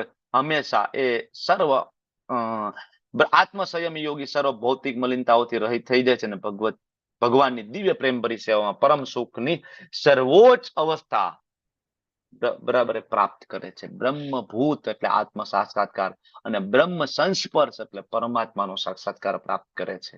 બરાબર, એટલે આ બીજો શબ્દ છે બ્રહ્મ સંસ્પર્શ. બ્રહ્મ સંસ્પર્શ એટલે પરમાત્માનો સાક્ષાત્કાર, જે ઉપરના લેવલનો સાક્ષાત્કાર છે. બરાબર, તો એને થાય છે. બરાબર, નિરંતર પોરાવાયેલા હોવો જોઈએ, એ વસ્તુ છે, હંમેશા પોરાવાયેલા રહેવું. બરાબર, શરૂઆતમાં આપણે લોકો માળા કરતા હોય તો આપણને એમ થાય કે ભાઈ મને મારી જે સિદ્ધિ, મતલબ મારે જે જોઈએ છે, બરાબર, એ મળી જશે કે નહીં, હું ભગવાનના દાસ તરીકેનું મારું પદ મેળવી શકીશ કે નહીં, જાણી શકીશ કે નહીં. તો એક સામાન્ય એક્ઝામ્પલ છે, આપણે ટનલમાં જતા હોય, બરાબર, ધારો કે અંધારી ટનલ છે, તો આ બાજુ પ્રકાશ છે અને આપણે ટનલમાં ગયા તો અંધકાર, અંદર જાય તો આગળ ઘોર અંધકાર છે, ઘોર અંધકાર છે, પાછળ પ્રકાશ છે. બરાબર, આપણે જાતા હોય હરે કૃષ્ણ કૃષ્ણ કૃષ્ણ હરે હરે, હરે રામ રામ રામ હરે હરે, પાછળ જોઈ તો ભૌતિક જગતમાં આપણે પ્રકાશ દેખાય છે, પણ આગળ હજી આપણને મળતું નથી. આપણે માળા કરીએ છીએ તો આપણે સાક્ષાત્કાર નથી થતો. ભગવાન આપણી સાથે કોઈ રેસિપ્રોકેટ નથી કરતા, ભગવાન આપણી સાથે કઈ વાતો નથી કરતા, જીવનમાં એવું કઈ પરિવર્તન થતું નથી, છતાં પણ આપણે ચાલ્યા જાય છીએ આગળ. હરે કૃષ્ણ કૃષ્ણ કૃષ્ણ હરે હરે, હરે રામ રામ રામ હરે હરે. ચાલતા ચાલતા ચાલતા જે આગળ અંધકાર છે, પાછળ થોડો થોડો પ્રકાશ દેખાય છે, આગળ જાય છે, હજી આગળ અંધકાર છે, પાછળ પ્રકાશ ઓછો થતો જાય છે. ભૌતિક જગતનો પ્રકાશ ઓછો થાય, ભૌતિક જગત પ્રત્યેની આસક્તિ ઓછી થાય, ધીમે ધીમે ધીમે ધીમે ધીમે, એટલે સમજવાનું કે હવે મંજિલ નજીક છે. માળા કરતા કરતા ટનલમાં, ગુફામાં આગળ આયલા જાય છે, પાછળ હજી પ્રકાશ ઝાખો ઝાખો દેખાય છે, આગળ હજી અંધકાર છે. પણ જેમ જેમ આયલા જાય છે, આગળ જાય છે, તો સામેની સાઈડમાં હવે પ્રકાશ દેખાવાનું ચાલુ થયું છે, અને ત્યારે પાછળ વળીને જોવો છો તો ત્યાં અંધકાર થઈ ગયો છે. કારણ કે હવે તમે ગુફાની પહેલે સાઈડ પહોંચવા આવી ગયા છો, તો ગુફાની ઓલી સાઈડમાં તમને અંધકાર દેખાય છે. ભૌતિક જગત સંપૂર્ણ અંધકારમય થઈ જાય છે. જ્યારે તમે ભગવત માર્ગ ઉપર ધીમે ધીમે ધીમે ધીમે ચાલો છો, ત્યારે તમે ગુફાની સામે જો તો પ્રકાશ દેખાય છે. બરાબર, પછી તમે નજીક જાઓ છો, હરે કૃષ્ણ કૃષ્ણ કૃષ્ણ હરે હરે, હરે રામ રામ રામ હરે હરે. નજીક જતા જતા જતા જતા જતા જતા પછી તમને ખબર પડે, યસ, અહીંયા છે, આ મારી અલ્ટિમેટ, મારું ગંતવ્ય ભગવાન શ્રી કૃષ્ણના ચરણ કમળ. તો શરૂઆતમાં આ સ્ટેજ આવે, બધાને આવે, કે પાછળ પ્રકાશ દેખાય અને આગળ અંધારું, પાછળ પ્રકાશ આગળ અંધારું, પાછળ પ્રકાશ આગળ અંધારું. પણ એ સમયે હંમેશા પુરવાયેલા રહેવાનું છે, નિરંતર. એટલે તો ભગવાને કીધું સતતમ કીર્તયંતો મામ યતંતશ્ચ દ્રઢ વ્રત. દ્રઢ વ્રત લેવાનું છે કે આ માર્ગ ઉપરથી હું પાછો વળીશ નહીં. બરાબર, મારી પાછળ રહેલો જે પ્રકાશ ભૌતિક જગતનો, બરાબર, એ જોઈને હું હવે પાછો વળીશ નહીં. મને આગળ ભલે અત્યારે અંધકાર દેખાય, પણ એક સમયે મને ત્યાં પ્રકાશ દેખાશે. બરાબર, તો આ હંમેશા પુરવાયેલા રહેવું, આગળ જવું, ધીમે ધીમે ધીમે ધીમે. તો સાચો યોગી સમગ્ર જીવોમાં મને તથા મારામાં સર્વ જીવોને જોવે છે. બરાબર, અને ખરેખર આત્મસાત મનુષ્ય મને પરમેશ્વર સર્વત્ર જોવે. અદ્વૈતવાદી આ શ્લોક જોવે તો ખુશ થઈ જાય. બરાબર, જોયું ને, ભગવાન કીધું બધું એક જ છે ભાઈ, એકત્વ, અદ્વૈત. બરાબર, નહીં, એક જીવમાં એ હંમેશા ભગવાનનો ભક્ત બે વસ્તુ હંમેશા જોવે છે. એક તો હૃદયમાં રહેલો આત્મા અને બીજો હૃદયમાં રહેલો પરમાત્મા. બરાબર, તો આ રીતે, બરાબર, જ્યારે પણ એ જોવે છે તો દરેક જીવોમાં એ પરમાત્મા છે, સાથે સાથે આત્મા પણ છે. આ બંને વસ્તુ એ જોઈ શકે છે. ભગવાન મારા સર્વવ્યાપી છે, આ જાણે છે. બરાબર, એ જોવે છે, બધી જગ્યાએ છે. ભગવાનનું ઓરિજિનલ રૂપ, બરાબર, માનુષિમ તનુ રૂપમ, ભગવાન કહે છે સૌમ્ય વપુ. 11મા અધ્યાયમાં ભગવાને એના જે ઓરિજિનલ જે સ્વરૂપ છે એને શું કહ્યું છે? સૌમ્ય વપુ, અતિ સુંદર સ્વરૂપ જે છે, બરાબર, એ ભગવાનનું ઓરિજિનલ સ્વરૂપ છે. બરાબર, તો આ એને ખ્યાલ આવે છે. યો મામ પશ્યતિ સર્વત સર્વમ ચ મયી પશ્યતિ, જે મનુષ્ય મને સર્વત્ર જોવે છે. આ અવસ્થા પ્રાપ્ત થાય છે જ્યારે આપણે રોજ માળા કરીએ. બરાબર, મંગલા આરતીમાં જયારે દર્શન કરીએ, આજે મંગલા આરતીમાં દર્શન કર્યા હોય ને ખબર હશે કે અત્યારે આંખ બંધ કરે તો ભગવાનના એ મંગલા દર્શન ના જે શ્રૃંગાર હોય એને ખબર પડશે કે આજે કયો કયો શું શું શ્રૃંગાર કર્યો હતો મારા ઠાકોરજીએ. બરાબર, આખો દિવસ યાદ રહે, આખો દિવસ યાદ રહે છે. માળા કરતા હોય, હરે કૃષ્ણ કૃષ્ણ કૃષ્ણ હરે હરે, હરે રામ રામ રામ હરે હરે. સતત ભગવાનનું સ્મરણ આવે, રટણ થાય એનું. બરાબર, બીજું કઈ ગમે નહીં. સર્વત્ર, બરાબર, બધું મારામાં જોવે છે. મારા ભગવાન બધી બાજુએ છે. માટે હું કદાપી એનાથી દૂર, એનાથી ક્યારે ભગવાન દૂર નથી. પ્રહલાદ મહારાજ ને પૂછે છે ને હિરણ્યકશિપુ, તારો ભગવાન છે આ સ્તંભની અંદર? પ્રહલાદ મહારાજ કે આ પિતાજી મને તો ન્યાય દેખાય છે, બરાબર, અહીંયા છે તો કે હા ત્યાંય છે, અહીંયા છે તો કે ત્યાંય છે, અહીંયા છે તો કે ત્યાંય છે. પ્રહલાદ મહારાજ બિચારા કે આ મને બધું દેખાય છે, મારા પિતાજીને કેમ નથી દેખાતા? ભગવાન તો મને બધી જગ્યાએ દેખાય. પ્રહલાદ મહારાજને ભગવાન બધે દેખાતા હતા, બરાબર. ત્યારે જયારે એને કશું કીધું આ સ્તંભમાં છે તો કે આ ત્યાંય છે, બરાબર, અને ત્યાં તલવાર મારે તો મુક્કો મારે છે અને સ્તંભને ફાડી નાખે છે, અને ભગવાન નરસિંહદેવ પ્રગટ થાય છે. મારા ભક્તે કીધું કે હું છું, મતલબ છું, હું કોઈ શંકાને સ્થાન નથી, બરાબર ને. મારા ભક્તે કીધું કે છું. એવું નતું કે પ્રહલાદ મહારાજ ગેમ રમતા હતા કે ખોટું બોલતા હતા કે ના ના હું થોડું ગેમ રમી લઉં મારા પપ્પા એ. નહીં નહીં, એને ખરેખર દેખાતા હતા બધે, જેન્યુઅનલી બધે જ એને ભગવાન દેખાતા હતા, બરાબર. ભગવાન ત્યાં પ્રગટ થાય છે અને પેલું ઓપરેશન કરે છે ભગવાન, બરાબર. કોનું? હિરણ્યકશિપુનું પેટ ફાડી નાખે છે, બરાબર. સક્સેસફુલ સર્જરી પણ પેશન્ટ ડેથ અમુક લીલા પ્રભુ કહેતા હોય છે. ગેસ્ટ્રો ઇન્ટેસ્ટિનલ સર્જરી, બરાબર. ઓકે, તો આવી રીતના બધે જ ભગવાન દેખાય છે. આ બ્રહ્મભૂત પ્રસન્ન આત્મા, જે બ્રહ્મભૂત એટલે આત્મ સાક્ષાત્કારી જે આત્મા છે, એ જયારે બ્રહ્મભૂત પ્રસન્ન આત્મા મતલબ બ્રહ્મ સંસ્પર્શની લેવલ સુધી પહોંચે, પરમાત્માનો સાક્ષાત્કાર, ત્યારે એને આ લક્ષણો પ્રગટ થાય છે. યોગી મને તથા સર્વ જીવોમાં રહેલા પરમાત્માને અભિન્ન જાણીને, હવે અહીંયા કોઈ એમ કે પરમાત્મા અને ભગવાન જુદા જુદા છે, બરાબર, તો આ શ્લોક છે એ ભગવાન ક્લિયરલી એવા લોકોને કહે છે કે જે લોકો એમ કહે છે ગીતાજી ભગવાને બોલી નથી, ભગવદ ગીતા એ તો કૃષ્ણ એક સામાન્ય પુરુષ હતા, એની અંદર પરમાત્માનો પ્રવેશ થયો અને ભગવદ ગીતા બોલી. ભગવદ ગીતા કૃષ્ણની અંદર કાલનો પ્રવેશ થયો, ભગવદ ગીતા બોલી છે. ભગવદ ગીતા કૃષ્ણની અંદર શિવ બાબાનો પ્રવેશ થયો, એને ભગવદ ગીતા બોલી છે. તો આવા જેટલા મત પંથ હોય એ બધા ખરેખર આ શ્લોક બરાબર સમજવો પડે. સર્વભૂતમ સ્થિતો યો મામ, આયા મામ એટલે કૃષ્ણ બોલી રહ્યા છે. કોને કહે છે? અર્જુનને. કૃષ્ણ અને અર્જુન વચ્ચેનો સંવાદ ચાલુ છે. તમારો ને મારો સંવાદ ચાલુ હોય તો હું વારંવાર તમને એમ ન કહું કે હું જીતેન્દ્ર ગોપેશ દાસ બોલું છું, હું જીતેન્દ્ર ગોપેશ દાસ બોલું છું. જ્યારે હું કહું છું મતલબ હું મારી વાત કરું છું, સિમ્પલ. હું જો મારા સિવાય કોઈની વાત કરવા માંગતો હોય તો હું એનું નામ આપું કે નહીં આ, બરાબર. જ્યારે કૃષ્ણ જો કાલની વાત કરતા હોત, પરમાત્મા અથવા કૃષ્ણની અંદર કાલ કે પરમાત્મા શિવ બાબા આવે, તો અહીંયા ભગવાન કૃષ્ણના મુખે એ જ કાલ પરમાત્મા એવી રીતના બોલે કે નહીં, પરમાત્મા અને આ શરીર બે જુદું જુદું છે. હું કાલ છું, હું શિવ બાબા છું. પણ આવો કોઈ શ્લોક ક્યાંય મળતો નથી. જયારે અહીંયા કૃષ્ણ બહુ ક્લિયર કે સર્વભૂત સ્થિતમ યો મામ, હું છું, હું જ છું. પરમાત્મા અને મારામાં કોઈ તફાવત નથી. આ સમજવાની જરૂર છે. એટલે ઘણા બધા આવા ફાલતુ ફિલોસોફી લઈ અને સમાજની અંદર લોકોને પદભ્રષ્ટ કરવા માટે, મનુષ્ય જીવનનો ઉદ્દેશ્ય, બરાબર, એમાંથી પાડવા માટે આવા કેટલાય મત પંથ પરિવાર, બરાબર, સમાજની અંદર છે. તો આવા બધા જે મૂર્ખાનંદો છે એને બરાબર પ્રભુપાદની ભગવદ ગીતા બરાબર એક વખત સમજવી પડે. કારણ કે ભગવાન જવાબ આપે છે કે ભાઈ દરેક જીવોમાં રહેલો પરમાત્મા એ હું જ છું. અને આની આ વસ્તુ ભગવાન 13મા અધ્યાયમાં પણ કહે છે, ક્ષેત્રજ્ઞ વિભાગ યોગ, ત્યાંય કહે છે. આની આ વાત ભગવાન 15.15માં પણ કહે છે, અને આની આ વાત ભગવાન 18માં પણ કહે છે. ઈશ્વર સર્વભૂતાનામ હૃદય અર્જુન તિષ્ઠતિ.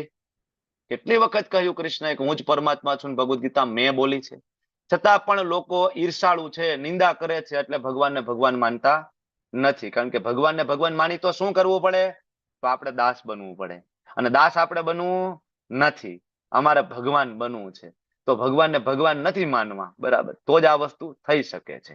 હે અર્જુન, જે યોગી પોતાની તુલનામાં સર્વ પ્રાણીઓને અને તેમના સુખોમાં તથા દુઃખોમાં પણ સમાનપણે દર્શન કરે છે, એ યોગી છે. વૈષ્ણવ વજન તો તેને કહીએ જે પીડ પરાઈ જાણે રે, બરાબર. પોતાની તુલનામાં સર્વ પ્રાણીઓ, બરાબર, એના સુખ ને દુઃખ સમાનપણે દર્શન કરે છે. સમાન, કારણ કે બધામાં પરમાત્મા કૃષ્ણ છે. બધાના સુખ દુઃખ, જય પરાજય, ડર આનંદ, બરાબર, બધાની અંદર રહે છે, બરાબર. તો આને જ એ સમજી શકે છે. શું કામ? તો કે દુઃખનું કારણ શું છે? તો કે જીવનું દુઃખનું કારણ એક જ વસ્તુ છે. બોલો, બધા જીવનું દુઃખનું કારણ શું? ભગવાન સાથેનો સંબંધ ભૂલાઈ ગયો છે. રી બોલ, પરફેક્ટ આન્સર છે. ભગવાન કૃષ્ણ સાથેના સંબંધનું વિસ્મરણ એટલે જીવના અલ્ટિમેટ દુઃખનું કારણ. તો સુખ કેવી રીતના મળશે? તો કે એ સંબંધને પાછો પ્રસ્થાપિત કરી દઈએ તો સુખ ને શાંતિ મળશે. કેવી રીતના શાંતિ મળશે? તો કે શાંતિ સૂત્રને યાદ રાખીશું તો ભોક્તારમ યજ્ઞ તપસા સર્વલોક મહેશ્વરમ શૂરદમ સર્વભૂતાનામ જ્ઞાત્વા મામ શાંતિ મૃચ્છતિ. 5.29. આ સંબંધ આપણો ભૂલાઈ ગયો છે. જે દી આ સંબંધ પાછો યાદ આવી જશે ને, બરાબર, તો પછી ગમે તે હોય, બરાબર. તુલસીદાસ ગોસ્વામીજીને એ સમયે હિન્દુસ્તાનની મહાસત્તા ગણાતા અકબર દિલ્હીમાં બોલાવે છે અને તુલસીદાસ ગોસ્વામીને કહે છે ચમત્કાર બતાવો, તમે ચમત્કાર જે બતાવ્યો હતો ને એ ચમત્કાર અહીંયા બતાવો. તુલસીદાસ ગોસ્વામી એક મૃત માણસને જીવતા કર્યા હતા. ગોસ્વામીજીએ મૃત માણસને નનામી લઈને જતા હતા સ્મશાને, એને જીવતા કર્યા હતા. કથા બહુ લાંબી છે, બરાબર. પણ આ જયારે અકબરે સાંભળ્યું લઈ આવ્યા, બી કે આને બોલાવો, તુલસીદાસજીને બોલાવે. તુલસીદાસજી ત્યાં જાય છે, બિલકુલ ડર્યા નથી, જેલમાં નાખી દે છે, બિલકુલ કોઈ ચિંતા નથી, કારણ કે ખબર છે સૂરદમ સર્વભૂતાનમ. જેલમાં પ્રાર્થના કરે છે હનુમાનજી મહારાજને. હનુમાનજી મહારાજ સ્વયં એની વાનર સેના સાથે પ્રગટ થાય અને અકબર ઉપર હુમલો બોલાવે છે. અકબરને મહેલ સુદ્ધા છોડવો પડે છે. આખો મહેલ, તુલસીદાસ ગોસ્વામીજી કહે છે કે તમે રામચંદ્રજીનો દ્રોહ કર્યો છે મારા ભગવાનનો, આ મહેલ, આખો મહેલ તમે છોડો, પેલેસ એને છોડવો પડે છે, બરાબર છે ભક્તમાલ ગ્રંથની અંદર. તો બિલકુલ વિચલિત નથી થતો, ગમે એટલી મોટી ખરાબ પરિસ્થિતિ હોય ને, કારણ કે ખબર પડી ગઈ સર્વભૂતાના કોણ છે, સૂરદમ સર્વભૂતાના મારા કૃષ્ણ છે, બરાબર. તો આ અસ્વસ્થ જે મન છે એને નિયંત્રણ કરવાની આવશ્યકતા છે, બરાબર. નિયંત્રણ કરવું જોઈએ. જેવી રીતના અર્જુનનું ફોકસ આપણે લેવલ 1 માં પણ આ સ્લાઇડ જોઈએ છીએ, જેવું હતું એવું આપણે ફોકસ. વિચાર કરો કે અર્જુન કેટલા ફોકસ્ડ હતા. શિવજી સાથેનું યુદ્ધ થયું હતું, ઘમાસાણ યુદ્ધ થયું હતું. શિવજી એનાથી ખૂબ પ્રસન્ન થાય છે, એના ફોકસ, એની એકાગ્રતા ઉપર, એનું યુદ્ધ કૌશલ્ય ઉપર, બરાબર, એની તપશ્ચર્યા ઉપર ખૂબ, બરાબર, મહાદેવ એના ઉપર પ્રસન્ન થાય છે. આવા જે અર્જુન કે જે નર નારાયણ તરીકે પણ આગળ પ્રગટ થયા છે, એ અર્જુન ભગવાનને કે છે મધુસૂદન તમે જે યોગ પદ્ધતિ કીધી ને, બરાબર, એ મને અવ્યવહારુ લાગે છે, આ પ્રેક્ટિકલ નથી. ભગવાન અર્જુન કહે છે પ્રભુ થેન્ક યુ સો મચ, તમે મને આ બધું કીધું, યમ નિયમ આસન પ્રાણાયામ પ્રત્યાહાર ધારણા ધ્યાન સમાધિ, ઇટ્સ ઓકે, પણ પ્રેક્ટિકલ નથી, અવ્યવહારુ છે. કદાચ તમે કહો તો એકાદ બે દી થઈ જાય, પણ નભાવી ના શકાય, મતલબ લોંગ ટર્મ આને પાલન કરી શકાય એ શક્ય નથી, અઘરું છે, કારણ કે મન બહુ ચંચળ છે. અર્જુનજી જો આ અષ્ટાંગ યોગની ના પાડતા હોય તો તમે હું કયા ખેતની મૂલી છીએ? તમે બ્રહ્મ જ્યોતિના કેવાય ટમટમિયા કરીને એમાં ખુલ્લી આંખે તમે ધ્યાનમાં બેસો છો. અર્જુન કરતા વધારે તમે શક્તિશાળી છો, બરાબર. 8 થી 5000 વર્ષ પહેલા દ્વાપર યુગનો સમય, બરાબર, સ્વયં અર્જુન, બરાબર, એમ કે છે કે આ અઘરું છે. અને આજે કેટલાય લોકો આની પ્રેક્ટિસ કરી રહ્યા છે, અષ્ટાંગ યોગની. નિરાકાર, બ્રહ્મ જ્યોતિ, તેજ, બરાબર. ભગવાનના પરમ ભક્ત અર્જુન કે છે નહીં થાય, અર્જુનથી નહીં થાય, આપણા થઈ જશે, થઈ જશે. અર્જુન એજ્યુકેશન ગુરુકુળમાં થયું છે. અર્જુન ઓલરેડી તપસ્વી છે, કારણ કે એને શિવજીને તપશ્ચર્યાથી જ પ્રગટ કર્યા હતા. જ્યારે એમને વનવાસ હતો, બરાબર, અજ્ઞાતવાસ હતો, એ દરમિયાન જ એમને તપશ્ચર્યા કરી હતી અને ભગવાન શ્રી કૃષ્ણના કહેવાથી એને શિવજીને પ્રસન્ન કરેલા હતા. તો અર્જુન માટે અઘરું નથી આ બધું તપશ્ચર્યા કરવી, એ ગમે તે લેવલની તપશ્ચર્યા કરવા માટે એ સક્ષમ હતા, પણ અર્જુનને ખબર હતી નહીં, આ નહીં થાય. એટલે ઘણા બધા એવા લોકો અત્યારે આવી યોગ પદ્ધતિ, સંસ્થા સંપ્રદાય સાથે જોડાઈને આવી પદ્ધતિનું અનુસરણ કરતા હોય છે, બરાબર. લાઇટના ડોટમાં ધ્યાન કરવું, સોહમ કરવાનું, કોઈ મતલબ નથી, કઈ અલ્ટિમેટ થવાનું નથી, કારણ કે આ યુગની પદ્ધતિ નથી. તમે ગમે એટલો પ્રયત્ન કરી લો. એટલે આ અધ્યાયના અંતે કૃષ્ણ પોતે જ ફાઇનલ આન્સર આપવાના છે, શું પદ્ધતિ છે, બરાબર. તો ચંચલમ હિ મન કૃષ્ણ પ્રમાથી બલવદ્રમ તસ્યાહમ નિગ્રહમ મન્યે વાયુરેવતુ દુષ્કરમ. અરે અર્જુન એમ કહે છે પ્રભુ આ મન બહુ ચંચળ છે, તો થોડું ખીજાય તો સુધરે એવું ખરું? અરે પ્રભુ ઉચ્છ્રલન, બરાબર, અસંયમિત છે, મેડ છે, તમે ખીજાવ ને, જોરદાર ખીજાવ તો પણ ના સુધરે, તો કે તો શું કરવાનું? બરાબર, એને પકડી દઈએ, બરાબર. નહીં નહીં નહીં, દુરાગ્રહી, એ તો બહુ વઠીલો છે, તમે ગમે એમ કરો, તો પછી બાંધી દો દોરડાથી. બાંધો કેવી રીતના? બલવદ્રઢમ, ખૂબ બળવાન છે. મનને બાંધી શકો છો? 7 મિનિટની માળા દરમિયાન મન આપણું સ્થિર રહેતું નથી, બરાબર. તમારા મારા મન વિશે અર્જુનને એ સમયે ખબર હતી, છે ને? છે જ ને આવું, ચંચલ, ઉચ્છ્રલન, દુરાગ્રાહી અને ખૂબ બળવાન. આવું જે આ મનના ગુણો છે. આ વાંચીએ તો વિચારી તેમ લાગે કે આ બધાના મનની ક્વોલિટી અર્જુનને કેમ ખબર હતી? અર્જુનનું મન આવું નહોતું, આ મન આપણું આવું છે, પણ અર્જુનને ખબર હતી કે આપણું મન આવું છે. કળિયુગની અંદર આવું જ મન સાથે આપણે 7 મિનિટ એક માળામાં ફોકસ કરી શકવાના નથી. તો અષ્ટાંગ યોગની સાધના જે કલાકો સુધી, મહિનાઓ સુધી, વર્ષો સુધી કરવાની કેવી રીતના પોસિબલ બનશે? ત્યારે અર્જુન ભગવાનને રિક્વેસ્ટ કરે છે, પ્રભુ આ નહીં થાય, બીજો કઈ રસ્તો અથવા થોડું આના ઉપર વધારે ફોકસ કરો. બરાબર, 5 મિનિટનું નાનો એવો બ્રેક આપણે લઈશું. 9 વાગ્યા છે, 9:05 આપણે આ આગળ વધારીશું પાછું સેશન. કોઈ કીર્તન માટે આગળ આવ્યું છે આજના સેશનમાં?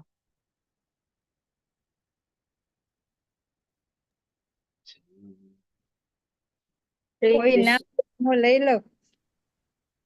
કોઈ નવું છે? નવા કોઈ પાર્ટિસિપન્ટ? શોભા માતાજી એકવાર લીધું છે લેવલ 2 માં. કોઈ નવા પાર્ટિસિપન્ટ આવો, હરે કૃષ્ણ મહામંત્ર જ લેવાનું છે. શું અઘરું છે? લઈ લઉં.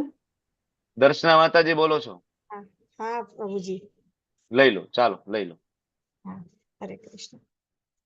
કૃષ્ણ પ્રેમમયી રાધા, રાધા પ્રેમમયો હરી, જીવને નિધને નિત્યમ, રાધા કૃષ્ણ ગતિર્મમ. કૃષ્ણ દ્રવિડમ રાધા, રાધાયા દ્રવિડમ હરી, જીવને નિધને નિત્યમ, રાધા કૃષ્ણ ગતિર્મમ. કૃષ્ણ પ્રાણમયી રાધા, રાધા પ્રાણમયો હરી, જીવને નિધને નિત્યમ, રાધા કૃષ્ણ ગતિર્મમ. કૃષ્ણ દ્રવમયી રાધા, રાધા દ્રવમયો હરી, જીવને નિધને નિત્યમ, રાધા કૃષ્ણ ગતિર્મમ. કૃષ્ણ ચિત્ત સ્થિતા રાધા, રાધા ચિત્ત સ્થિતો હરી, જીવને નિધને નિત્યમ, રાધા કૃષ્ણ ગતિર્મમ. કૃષ્ણ ગેહે સ્થિતા રાધા, રાધા ગેહે સ્થિતો હરી, જીવને નિધને નિત્યમ, રાધા કૃષ્ણ ગતિર્મમ. નીલાંબર ધરા રાધા, પીતાંબર ધરો હરી, જીવને નિધને નિત્યમ, રાધા કૃષ્ણ ગતિર્મમ. વૃંદાવનેશ્વરી રાધા, કૃષ્ણો વૃંદાવનેશ્વર, જીવને નિધને નિત્યમ, રાધા કૃષ્ણ ગતિર્મમ. કૃષ્ણ પ્રેમમયી રાધા, રાધા પ્રેમમયો હરી, જીવને નિધને નિત્યમ, રાધા કૃષ્ણ ગતિર્મમ. હરે કૃષ્ણ કૃષ્ણ કૃષ્ણ હરે હરે, હરે રામ રામ રામ હરે હરે. હરે કૃષ્ણ પ્રભુજી.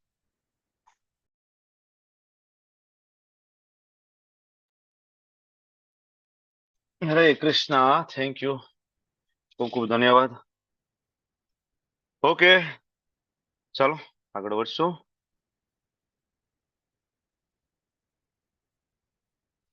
હવે ભગવાન અર્જુનને જવાબ આપે છે. અર્જુને કીધું કે પ્રભુ આ તો બહુ અઘરું છે, થાય એવું નથી, તમે કહો છો પણ પ્રેક્ટિકલી પોસિબલ નથી. તમે જે આગળ સમજાવ્યું, નિયમ આસન પ્રાણાયામ પ્રત્યાહાર ધારણા ધાન સ્વાભાવિક, વેરી ડિફિકલ્ટ. ભગવાન શું કહે છે? અસંશયમ મહાબાહો મનુ દુર્નિગ્રહમ ચલમ. તારી વાત તો સાચી છે, બરાબર. ભગવાન એગ્રી કરે છે, તારી વાત સાચી છે કે મન બહુ અઘરું છે, એને વાળવું બહુ અઘરું છે. પણ અભ્યાસેન તું કોણ તેજ, અભ્યાસ એટલે કે ડૂઝ, પ્રેક્ટિસ કરો. હરે કૃષ્ણ મહામંત્રની માળા કરો, 1 માળા 2 માળા 3 માળા, ધીમે ધીમે ધીમે ધીમે ધીમે કરો. રીડિંગ કરો, ભક્તોના સંગમાં રહો, બરાબર. ભગવાનને લગાડેલો માત્ર પ્રસાદ જ જમો. આ બધું થશે, આ અભ્યાસ કહેવાય. આ અભ્યાસ આચાર્ય આપે આપણને, બરાબર. આ અભ્યાસ. અને બીજું, અભ્યાસ એને તો કોનતે વૈરાગ્ય ચ ગુહ્યતે. વૈરાગ્ય એટલે કે ડોન્ટ. શું શું નથી કરવાનું? તો 4 જે નિયમો જે છે એનું હંમેશા પાલન કરવાનું છે, બરાબર. આ તમે કરશો. 4 નિયમો કયા કયા છે? બોલો, 4 નિયમો કયા કયા છે? માંસાહાર નથી કરવાનો, વ્યભિચાર નથી કરવાનો, જુગાર નથી કરવાનો અને વ્યસન નથી કરવાનું. માંસાહાર નથી કરવાનું, જુગાર નથી રમવાનું, વ્યસન નથી કરવાનું અને વ્યભિચાર નથી કરવાનું. કારણ કે માંસાહાર કરવાથી ધર્મનો પેલો સ્તંભ કરુણા છે એ તૂટી જાય છે. જુગાર રમવાથી ધર્મનો બીજો સ્તંભ સત્ય છે એ તૂટી જાય છે. અને વ્યસન કરવાથી ધર્મનો ત્રીજો સ્તંભ તપશ્ચર્યા છે એ તૂટી જાય છે. અને વ્યભિચાર કરવાથી પવિત્રતા નામનો ચોથો સ્તંભ છે તૂટી જાય છે, બરોબર ને? 4 જે સ્તંભ છે બ્રેક થઈ જાય છે તો તમે કોઈ દિવસ આધ્યાત્મિક પ્રગતિ કરી શકતા નથી. એટલે કોઈ આ 4 નું પાલન ના કરતું અને આધ્યાત્મિક પ્રગતિ કરે તો એ ધેટ ઇઝ ઇમ્પોસિબલ. એ શક્ય નથી. એ વ્યક્તિ ભૌતિકતામાં છે, આધ્યાત્મિકતામાં નથી. 4 નિયમનું પાલન કરે ને એ વ્યક્તિ માત્ર મનુષ્ય બને તો એ માત્ર હજી તો પશુ જીવનમાં છે. જે આ 4 નિયમનું પાલન ના કરતા હોય એ પશુ જીવનની અંદર છે. શું કહો છો જાગૃતિ માતાજી? હરે કૃષ્ણ પ્રભુજી. પ્રભુજી, પેલી Dream11 ને બધી ઓનલાઈન ગેમ્સ આવે છે, એ બધી જુગારમાં જ ગણી શકાય ને આપણે? જુગારમાં જ કરી શકાય. જુગારની વ્યાખ્યા બહુ બરાબર લાંબી ડેફિનેશન છે કે જે વસ્તુ કરવાથી મન છે એ વ્યગ્ર બને છે તમારું અને સતત એના વિચારોમાં ખોવાઈ જાય છે, એ બધું જ જુગારમાં આવે છે, બરાબર. શેર બજાર છે એનું જે ઇન્ટ્રાડે છે કે શેર ઉપર ગયો નીચે આવ્યો, ઉપર ગયો નીચે આવ્યો, આ જુગાર છે. એવી રીતના ગેમની અંદર પણ એ જુગાર છે, બરાબર. કારણ કે એમાં અપ જાય, કારણ કે તમારું બીપી વધે, તમારા હાર્ટબીટ વધી જાય તરત જ. જો તમારું એ ગેમની અંદર નીચે તમારો સ્કોર જવા માંડે, તમારું હાર્ટબીટ વધે ઘટે. તો હાર્ટબીટ વધે ઘટે, બીપી રેઝ થાય ડાઉન થાય, આ સતત તમારી બોડીમાં ચાલુ રહેવાથી ત્યારે તમે માનસિક શાંતિ પ્રાપ્ત નહીં કરી શકો, તો તમે ભગવાનમાં મન ના લગાડી શકો, બરાબર. એટલા માટે જુગાર છે એ પણ બેન છે ઇસ્કોન ની અંદર. કોઈ પણ પ્રકારનો જુગાર છે બેન છે. 4 નિયમનું પાલન તમે કરો પછી તમને ઇનિશિયેશન મળે, દીક્ષા મળે, બરાબર.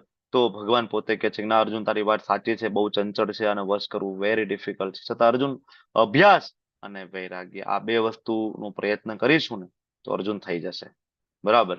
ભગવાન અર્જુનને સલાહ આપે છે. જે મનુષ્યનું મન અસંયમિત છે અને આત્મ સાક્ષાત્કાર નહીં મળે. આપણે હમણાં વાત કરી કે આ 4 નું પાલન કરશો, મન કોઈ દિવસ આ 4 નું પાલન નહીં કરો તો મન સંયમિત નહીં થાય. તમારું મનને કંટ્રોલ કરવું પડશે. આની પદ્ધતિ શાસ્ત્રમાં આપી છે. તો મન અસંયમિત હોય તો ભૂલી જવાનું કે આત્મ સાક્ષાત્કાર એ નહીં થાય. પરમાત્મા સાક્ષાત્કાર તો એના પછીની દૂરની વાત થઈ ગઈ. આત્મ સાક્ષાત્કાર પણ એના માટે દુર્લભ છે. પરંતુ જેનું મન સંયમિત હોય ને યોગ્ય ઉપાય દ્વારા, અહીંયા જે ભગવાન યોગ્ય ઉપાય કહે છે એ ઉપાય કોણ આપે? તો ભગવાને 4થા અધ્યાયમાં એક શ્લોક આપ્યો હતો 4.34. તદ્વિધિ પ્રણિપાતેન પરિપ્રશ્નેન સેવયા ઉપદેક્ષંતિ તે જ્ઞાનમ જ્ઞાનીન તત્વદર્શિન. કે ભાઈ તું મારા અધિકારી પુરુષ પાસે જા, બરાબર, અને એને તું પરિપ્રશ્નેન તું પ્રશ્ન પૂછ. કયા પ્રશ્ન પૂછવાના છે? એ આ જ પ્રશ્નની વાત છે કે ભાઈ યોગ્ય ઉપાય કયા? તો ઓથેન્ટિક 4 પરંપરામાં આવતા જે આચાર્ય હોય એ તમને એ મનને કંટ્રોલ કરવા માટેના શાસ્ત્ર મુજબના યોગ્ય ઉપાયો તમને કહે, જેનાથી મન છે કંટ્રોલ થાય, સંયમિત થાય. તો મન સંયમિત થાય તો નિશ્ચિતપણે સફળતા પ્રાપ્ત થશે. ભગવાન કે મારો અભિપ્રાય છે, બરાબર. એટલે ભગવાન અહીં જાહેર કરે છે કે ભૌતિક જે કંઈ છે, બરાબર, એમાંથી મનને અલગ કરવું જોઈએ. હવે ધારો કે હવે અર્જુન જે છે એ પ્રશ્ન પૂછશે, ખૂબ ઇમ્પોર્ટન્ટ પ્રશ્ન છે આપણા બધા માટે. એટલે અર્જુન પૂછે છે, પ્રભુ તમે આ બધું સમજાવ્યું, બરાબર, યોગી ની વ્યાખ્યાથી લઈને બધું, અમે પેરેલલ, અમે તો ભક્તિ યોગી છીએ. અર્જુન તો ભક્ત છે ને, કારણ કે એ અષ્ટાંગ યોગી નથી, ધ્યાન યોગી, હઠ યોગી નથી, ભગવાનનો ભક્ત છે, સાકારની પૂજા કરે છે આપણી જેમ. મંદિરે જાય છે, નામ જપ કરે છે, એ ટાઈપના ભક્ત છે અર્જુનજી. એટલે અર્જુન કહે છે પ્રભુ તમે કીધું પણ ચાલો કે કોઈ આ યોગની અંદર કોઈ શરૂઆત કરે, 1 માળા 2 માળાથી શરૂઆત કોઈ કરે અને પછી એવું બને કે ભૌતિકતાના કારણે એમાંથી વિચલિત થઈ જાય. ઘણી વખત આવું થાય. ભક્તિની શરૂઆત કરવી બહુ સહેલી છે. ભક્તિની શરૂઆત કરવી બહુ સહેલી છે અને ભક્તિને બંધ કરી દેવી એના કરતા સહેલી છે. એક જ દિવસમાં બંધ. પણ સૌથી અઘરું શું છે? કન્ટિન્યુટી ને જાળવી રાખવું, રોજ કરવું, રોજ મંગલા આરતી, રોજ તુલસી આરતી, રોજ નરસિંહ આરતી, રોજ 16 માળા, 4 નિયમનું પાલન. 1 દિવસ, 2 દિવસ, અઠવાડિયા, 2 અઠવાડિયા, મહિના, 2 મહિના, વર્ષ, 2 વર્ષ, 5 વર્ષ, 10 વર્ષ, 1 દશકો, 2 દશકા, 3 દશકા, 30 વર્ષ, 40 વર્ષ, 50 વર્ષ. આ કરવું વેરી ડિફિકલ્ટ. શ્રીલ પ્રભુપાદજીના શિષ્યોએ કરીને બતાવ્યું છે, આપણી સામે છે. એટલે એવું નથી કે નથી થતું, અઘરું છે, બરાબર. પણ આપણે આ જે મહાત્માઓ આપણી વચ્ચે જે છે અત્યારે, બરાબર, એના જીવન ચરિત્ર આપણે જોઈએ, એમના શરણે જઈએ અને એ આપણને જે ઉપદેશ આપે એ પ્રમાણે જો કરશું તો આપણાથી પણ થઈ જશે, બરાબર. એટલે શ્રદ્ધાપૂર્વક આ પ્રક્રિયાને ગ્રહણ કરવાની છે, બરાબર, પહેલી વસ્તુ, બરાબર. અને કન્ટિન્યુટી એમાં જાળવવાની છે. બાકી ભૌતિકતામાં કોઈનું પતન થાય તો શું થાય? અર્જુન પ્રશ્ન પૂછે છે. ધારો કે કોઈ પડી ગયા, જૂના મિત્રો મળી ગયા, બરાબર, જૂનો સંઘ પાછો મળી ગયો, અથવા કોઈ પ્રિયજનોનું મૃત્યુ થઈ ગયું. મોટા ભાગે ભક્તિમાં પતન થાય, નજીકના પ્રિયજનનું મૃત્યુ થાય ને માણસની ભક્તિ ડગી જાય. આટલી બધી ભક્તિ કરી, આટલી માળા કરી, મંગલા આરતી કરી, તો મારી સાથે આવું થવાનું? મારા પ્રિયજન જતા રહ્યા, હું એકલો થઈ ગયો, મારું કોણ ધ્યાન રાખશે? હું કોની સાથે રહીશ? હું એકલો, બરાબર. આ મતલબ એકલો થઈ ગયો વિચાર આવે છે, મતલબ હજી કૃષ્ણ છે હૃદયમાં એ વિશ્વાસ નથી આવતો ને. કારણ કે એકલો થઈ ગયો એ બોલી શકે જેને કૃષ્ણના દર્શન નથી થતા, બરાબર, જેને કૃષ્ણ ઉપર શ્રદ્ધા નથી. બાકી તો નરસિંહ મહેતાએ તો એવું કીધું, ભલું થયું ભાંગી જંજાળ, સુખે ભજીશું શ્રી ગોપાલ. એને એવું થતું જ નતું કે હું એકલો થઈ ગયો. પત્ની ગઈ, બરાબર, સ્વધામ, કારણ કે શરીર તો નશ્વર છે. આજે એ ગઈ છે, કાલ મારે જવાનું છે, બરાબર. સ્વધામ ગઈ છે, ભગવત ધામ ગઈ છે, મારે પણ જવાનું છે. મારી સાથે મારા ભગવાન છે, મારા ગોપાલ છે, મારા કૃષ્ણ છે. આપણે એ લેવલની જ્યાં સુધી ચેતના નથી, બરાબર, તો જયારે આવો ઇન્સિડન્સ આપણી સાથે બને, આર્થિક પરિસ્થિતિ બગડે, પ્રિયજન મૃત્યુ, ત્યારે ભક્તિમાંથી પડી જાય તો ગતિ શું થાય? અર્જુને પ્રશ્ન પૂછે છે 37મા શ્લોકમાં. તો હવે થોડી ઘણી ભક્તિ કરીને પડી ગયા તો શું થાય? આમ તો આનો જવાબ 2.41માં ભગવાન આપ્યો છે કે ભાઈ નેહાભિક્રમ નાશોસ્તિ પ્રત્યવાયો ના વિદ્યતે સુઅલ્પમપ્યસે ધર્મસ્ય ત્રાયતે મહત્વ ભયાત. મહાન ભયમાંથી હું રક્ષણ આપું છું, ભગવાન કહે છે. થોડુંક પણ કોઈ કરશે તો, 1 માળા 2 માળા કોઈ કરશે ને તો પણ હું એને મહાન ભયમાંથી રક્ષણ આપીશ, બરાબર. હે મહાબાહુ કૃષ્ણ, આધ્યાત્મ પ્રાપ્તિના માર્ગમાંથી ભ્રષ્ટ થયેલો મનુષ્ય આધ્યાત્મિક અને ભૌતિક 2 સફળતાઓમાંથી પતન પામે અને છિન્ન ભિન્ન થયેલા વાદળની જેમ નષ્ટ થઈ જતો નથી. એના પરિણામે એના માટે કોઈ લોકમાં સ્થાન નહીં રહે. અર્જુન પૂછે છે, પ્રભુ ભૌતિકતામાં નહીં, આધ્યાત્મિકતામાં નહીં, માળા કરતા હતા, ધોતી પહેરી, તિલક કર્યું, સમાજમાંથી, બરાબર, ધીમે ધીમે ઓછું થયું, મંદિરે ગયા, પણ પછી ભક્તિના ચક્કરમાં, બરાબર, આગળ વધ્યા અને જૂનો સંગ મળ્યો તો ભક્તિમાંથી પતન થયું અને સમાજમાં આવ્યા તો સમાજવાળા કહેશે ને, બરાબર, ધોબીનો કૂતરો ઘરનો નહીં ઘાટનો નહીં. કારણ કે પછી સમાજમાં આવે ન્યાય મજા નહીં આવે, કારણ કે કૃષ્ણ કથા સાંભળવાની હેબિટ પડી છે, કીર્તન કરવાની અને કીર્તન સાંભળવાની ટેવ પડી છે, તો સમાજમાંથી હવે એ મજા નથી આવવાની અને વા ભક્તિમાં પતન થયું તો ત્યાં પાછું કેમ જવું? તો આવું નહીં થાય. વાદળ એકતા તો થયા પણ છિન્ન ભિન્ન થઈ ગયા. વરસાદ તો થયો નહીં, પવન આવ્યો, વાદળો ભેગા ચાલ્યા, સરસ ઝુમખામાં ચાલ્યા, પણ એમાંથી એક વાદળ છૂટું પડી ગયું, પવન આવ્યો, વાદળું ખોવાઈ ગયું. આવું નહીં થાય, આની સાથે પણ ખોવાઈ જશે ને, બરાબર. ત્યારે ભગવાનને આ પ્રશ્ન બહુ પ્રેક્ટિકલ પ્રશ્ન અર્જુનનો છે, બરાબર. કારણ કે અર્જુનની ઈચ્છા છે કે બધા ધામમાં જાય, બરાબર. તો અર્જુન પૂછે છે કે ભક્તો સાથે આવું થશે, ભક્તિમાં આવે, ક્યારેક ભક્તિમાં પતન થાય, ભક્તિ ના થાય, છૂટી જાય તો એનું શું થાય? ત્યારે ભગવાન કહે, હજી આગળ અર્જુન ભગવાન કહે છે, હે કૃષ્ણ, મારો આ સંદેહ છે, મારો આ પ્રશ્ન છે, સંપૂર્ણપણે દૂર કરવા હું તમને વિનંતી કરું છું, કારણ કે આપના સિવાય અન્ય કોઈ એવો નથી કે આ સંશયને દૂર કરી શકે. જો અર્જુન એકદમ ક્લિયર છે, પ્રશ્ન કોને પૂછવો, અને અર્જુન એ બાબતે પણ ક્લિયર છે કે મારા પ્રશ્નનો જવાબ કોણ આપી શકશે, બરાબર. તો આપણને આ લેવલની શ્રદ્ધા હોવી જોઈએ કે પ્રશ્ન કોને પૂછવો અને મારા પ્રશ્નનો જવાબ ક્યાં મળી શકે. આ લેવલની શ્રદ્ધા જ્યારે આપણને આપણા દીક્ષા ગુરુમાં, શિક્ષા ગુરુમાં, ભગવદ્ ગીતામાં થાય, બરાબર, તો આપણા સંશયો દૂર થઈ શકે છે. અર્જુનને 100% શ્યોર છે કે મને ખબર છે તમારા સિવાય આ ડાઉટ મારો બીજો કોઈ દૂર કરી શકવાનું નથી, તેથી તમે કહો, મારે બીજા કોઈ પાસે જાણવું નથી. કારણ કે ભગવાન સર્વવ્યાપી છે, ઓલ પાવરફુલ છે. બરાબર. તો આપણે ગમે તે મુશ્કેલીમાં હોય, આપણે બહાર નથી નીકળી શકતા, પણ ભગવાન આપણને બહાર કાઢી શકે છે મુશ્કેલીમાંથી. એટલે અર્જુન પૂછે છે તમે કહી દો ને. તો તમે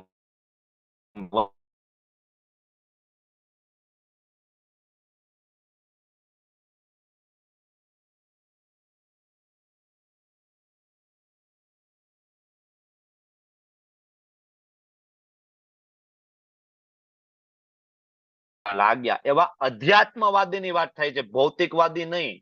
ભૌતિકવાદી જે પુણ્ય કાર્ય કરે એની વાત નથી, અધ્યાત્મવાદીની વાત થાય છે. મારો અવાજ તમને લોકોને આવે છે? હરે કૃષ્ણ. બરાબર. થોડી વાર બંધ થયો હતો. 1 સેકન્ડ પૂરતો, બાકી કન્ટિન્યુટી છે ને?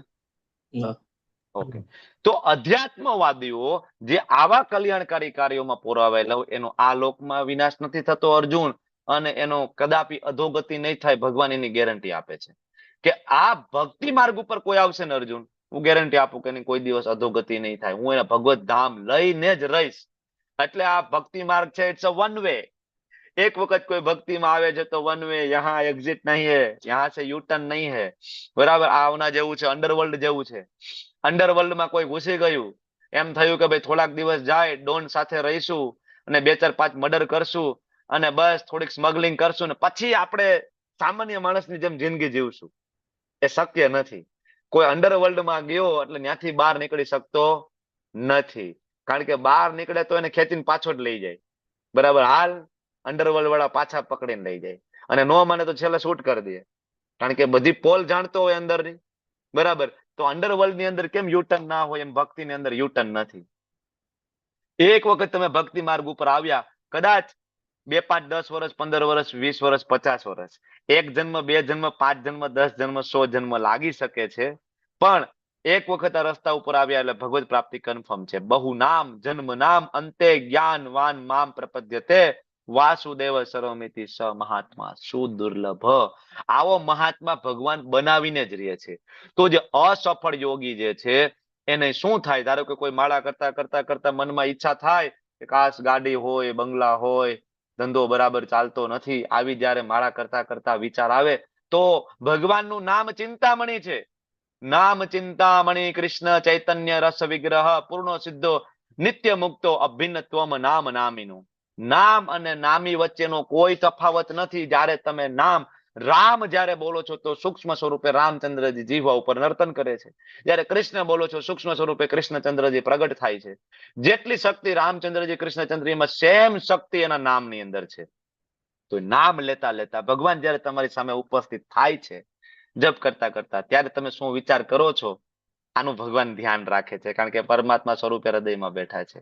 તો આવા જયારે વિચારો આવે છે આપણને, અને જયારે આપણું મૃત્યુ થાય છે, ભક્તિમાં આપણે એટલા એડવાન્સ ના થયા, આપણી ભક્તિ 5% 10% સુધીની જ થઈ માત્ર, તો શું થાય? તો કે જે વિચારો હતા ને એ વિચારો મુજબ પુણ્યાત્મા લોકોના લોકમાં અનેક વર્ષો સુધી સુખ ભોગવવા માટે મોકલશે. બેટા તારી ઈચ્છા હતી ને ભોગવવાની, સુખ ભોગવવાની કામના કરતો હતો ને માળા કરતા ટાઈમે, કાંઈ નહીં દીકરા, એવી જગ્યાએ સુખ ભોગવવા મોકલું ને કે તે કોઈ દિવસ કલ્પના ના કરી હોય.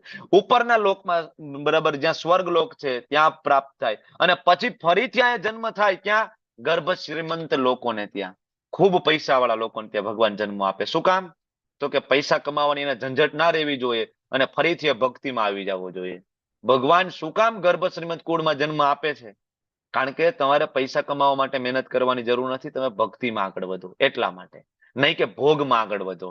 બરાબર. આ થઈ ગયું 5-10% 15% ભક્તિ વાળા. અને જેની ભક્તિ 70% 80% 90% સુધી ભક્તિ જેની થઈ ગઈ છે, અથવા યોગી નામ એવ કુલે ભવતી, બરાબર, હાયર લેવલ સુધી પહોંચી ગયા છે પણ થોડાક માટે અટકી ગયા છે, તો ભગવાન કહે છે અરે એને તો હું બીજો જન્મ આપું છું. ક્યાં? તો કે દુર્લભતરમ, એવો જે જન્મ એને પ્રાપ્ત થાય છે કે જ્યાં યોગી નામ મેવ કુલે ભવતી ધીમતામ, કે મહાન ભક્તો, મહાન અધ્યાત્મવાદીઓ હોય આવા કુળ પરંપરાની અંદર ગોસ્વામી આચાર્યના ઘરે એનો જન્મ પ્રાપ્ત થાય છે. બરાબર, કે જન્મતા વેત જ એના મુખની અંદર ચરણામૃત આપવામાં આવે છે ગળ થૂથી સ્વરૂપે. કાનની અંદર હરે કૃષ્ણ મહામંત્ર બોલવામાં આવે છે. આવો જન્મ ભગવાન એને પ્રાપ્ત કરાવે છે. તરત જ એ ભગવાન તરફ ગતિ આગળ ચાલુ કરે છે. એ કુરુનંદન આવો જન્મ પામીને તે પોતાના પૂર્વ દેહની દેવી ચેતના પુનઃ પ્રાપ્ત કરે છે. આ શ્લોક શું કહે છે તમે જુઓ. આ શ્લોક એમ કહે છે કે ગયા જન્મમાં તમે ભક્તિ કરી હોય તો ભક્તિ તમારી કેરી ફોરવર્ડ થઈ છે. તમે આજે 5 માળા સુધી પહોંચ્યા છો અને તમારી ભક્તિ છૂટી ગઈ, તમારું શરીર છૂટી ગયું, નેક્સ્ટ એવી જગ્યાએ જન્મ મળે છે કે ત્યાં તમે 5 માળા પાછી કન્ટિન્યુ ચાલુ કરીને 6ઠી માળા સુધી પહોંચવા માટે આગળ આવી જાઓ. આજે તમે ભગવદ્ ગીતાના શ્લોકો કંઠસ્થ કર્યા છે, તમને આવડે છે અને એ શ્લોકો ભાવપૂર્વક કૃષ્ણને સંભળાવો છો. નેક્સ્ટ બર્થ તમારો થાય એ શ્લોકો એ જ્ઞાન તમારા હૃદયમાં ભગવાન પાછું દેવી ચેતના સ્વરૂપે પ્રગટ કરે છે. એટલે નાના નાના બાળકોને ઘણી વખત આપણા કરતા વધારે શ્લોકો આવડે છે. આપણા કરતા વધારે એ બાળકોને કૃષ્ણમાં શ્રદ્ધા છે. આપણા કરતા વધારે બાળકોના કન્સેપ્ટ ક્લિયર છે. બરાબર, શું કામ ક્લિયર છે? નાના નાના બાળકો છે એવા. વૃંદાવનની અંદર જાઓ, માયાપુરની અંદર જાઓ, નાના નાના બાળકો બરાબર સવારે મંગલા આરતીમાં ઉઠે છે, ઠાકોરજીની સેવા કરે છે. વાય? કારણ કે ગયા જન્મમાં એ બધું કરીને આવ્યા છે. થોડાક માટે રહી ગયા હતા તો ભગવાને એવા ઘરે જન્મ આપી દીધો છે કે તરત જ એની ગાડી છે આગળ ચાલીને ભક્તિ માર્ગ ઉપર જઈને ભગવત ધામ જઈ શકે. ભગવાન આ વ્યવસ્થા હંમેશા કરે છે. બરાબર, તો પૂર્વ જન્મની દેવી ચેતનાથી તે અનાયાસે આપોઆપ યોગના નિયમો પ્રત્યે આકર્ષિત થાય. આપોઆપ, એવું નહીં કે વાંચવું પડે. બરાબર, ઘણી વખત આવું થાય. બરાબર, ભક્તિ માર્ગ ઉપર આવીએ અને આપોઆપ જ દેવી ચેતના પ્રગટ થાય. શ્લોકો બરાબર ફટાફટ યાદ આવવા માંડે. શ્લોકોનો અનુવાદ વાંચો, ભાવાર્થ વાંચો, તરત ભાવાર્થ હૃદયમાં પ્રગટ થવા માંડે. ઘણા લોકો એવા છે લેવલ 1 માં આવે અને તરત જ ભોગ લગાડવા માંડે, માળા કરવા માંડે, મંગલા આરતીમાં આવવા માંડે. ઘણા છે. અને ઘણા એવા છે કે લેવલ 1 માં 1 વાર આવે, 2 વાર આવે, 3 વાર આવે, 4 વાર આવે, 5 વાર આવે, માળા ના કરે, ભોગ ના લગાડે, ભક્તિ માર્ગ ઉપર આગળ આવે જ નહીં. કારણ કે દેવી ચેતના પૂર્વજન્મની હોય તો પ્રગટ થાય, બાકી વાર લાગે. તો દેવી ચેતનાથી અનાયાસે આપોઆપ યોગના નિયમો પ્રત્યે આકર્ષિત થાય. આવો જિજ્ઞાસુ યોગી શાસ્ત્રોના કર્મકાંડના સિદ્ધાંતથી પરે થઈ જાય. કારણ કે ભાગવત ધર્મ તરફ આગળ આવે છે. કર્મકાંડ વાળા જે સિદ્ધાંતો બરાબર એનાથી ધીમે ધીમે પર થઈ જાય છે. વળી જ્યારે યોગી સર્વ સંસર્ગ દોષથી શુદ્ધ થાય, વધુ પ્રગતિ કરવાનો નિષ્ઠાપૂર્વક પ્રયાસ કરે, ત્યારે અંતે અનેક જન્મોની સાધના પછી સિદ્ધિ પામીને તે પરમ ગતિને પ્રાપ્ત કરે છે. ક્યારેક એવું બને અનેક જન્મની જરૂર પડે, આપણે હમણાં વાત થઈ એવું પણ ક્યારેક બને, ઘણા જન્મોની જરૂર પડે પરમ ગતિ પામવા માટે. બરાબર, સારા કુળમાં, ગર્ભ શ્રીમંત કુળની અંદર જન્મ, આચાર્ય કુળની અંદર જન્મ, આ બધું થાય. બરાબર, સંસર્ગ દોષથી જયારે શુદ્ધ થઈ જાય તો એ અલ્ટિમેટ ભગવત ધામ જાય છે. બરાબર, અને ત્યારે ભગવાન હવે છેલ્લા 2 શ્લોકની અંદર નિષ્કર્ષ અને ખરેખર યોગી કોને કહેવાય એની વ્યાખ્યા આપે છે. ખરેખર યોગી કોણ? યોગી એટલે કોણ? જે જ્ઞાન પ્રાપ્ત કરે છે એ યોગી? હિમાલયમાં એક પગે ઉભો રહે છે એ યોગી? આજુબાજુમાં ધુમાડો કરીને અગ્નિ પ્રગટાવીને ઉનાળામાં બેસે છે તપ કરવા માટે એ યોગી? નહીં. યોગી કોણ છે? બરાબર, યોગી પુરુષ તપસ્વી, જ્ઞાની તથા કર્મી કરતા શ્રેષ્ઠ છે. હવે આ શ્લોક વાંચો.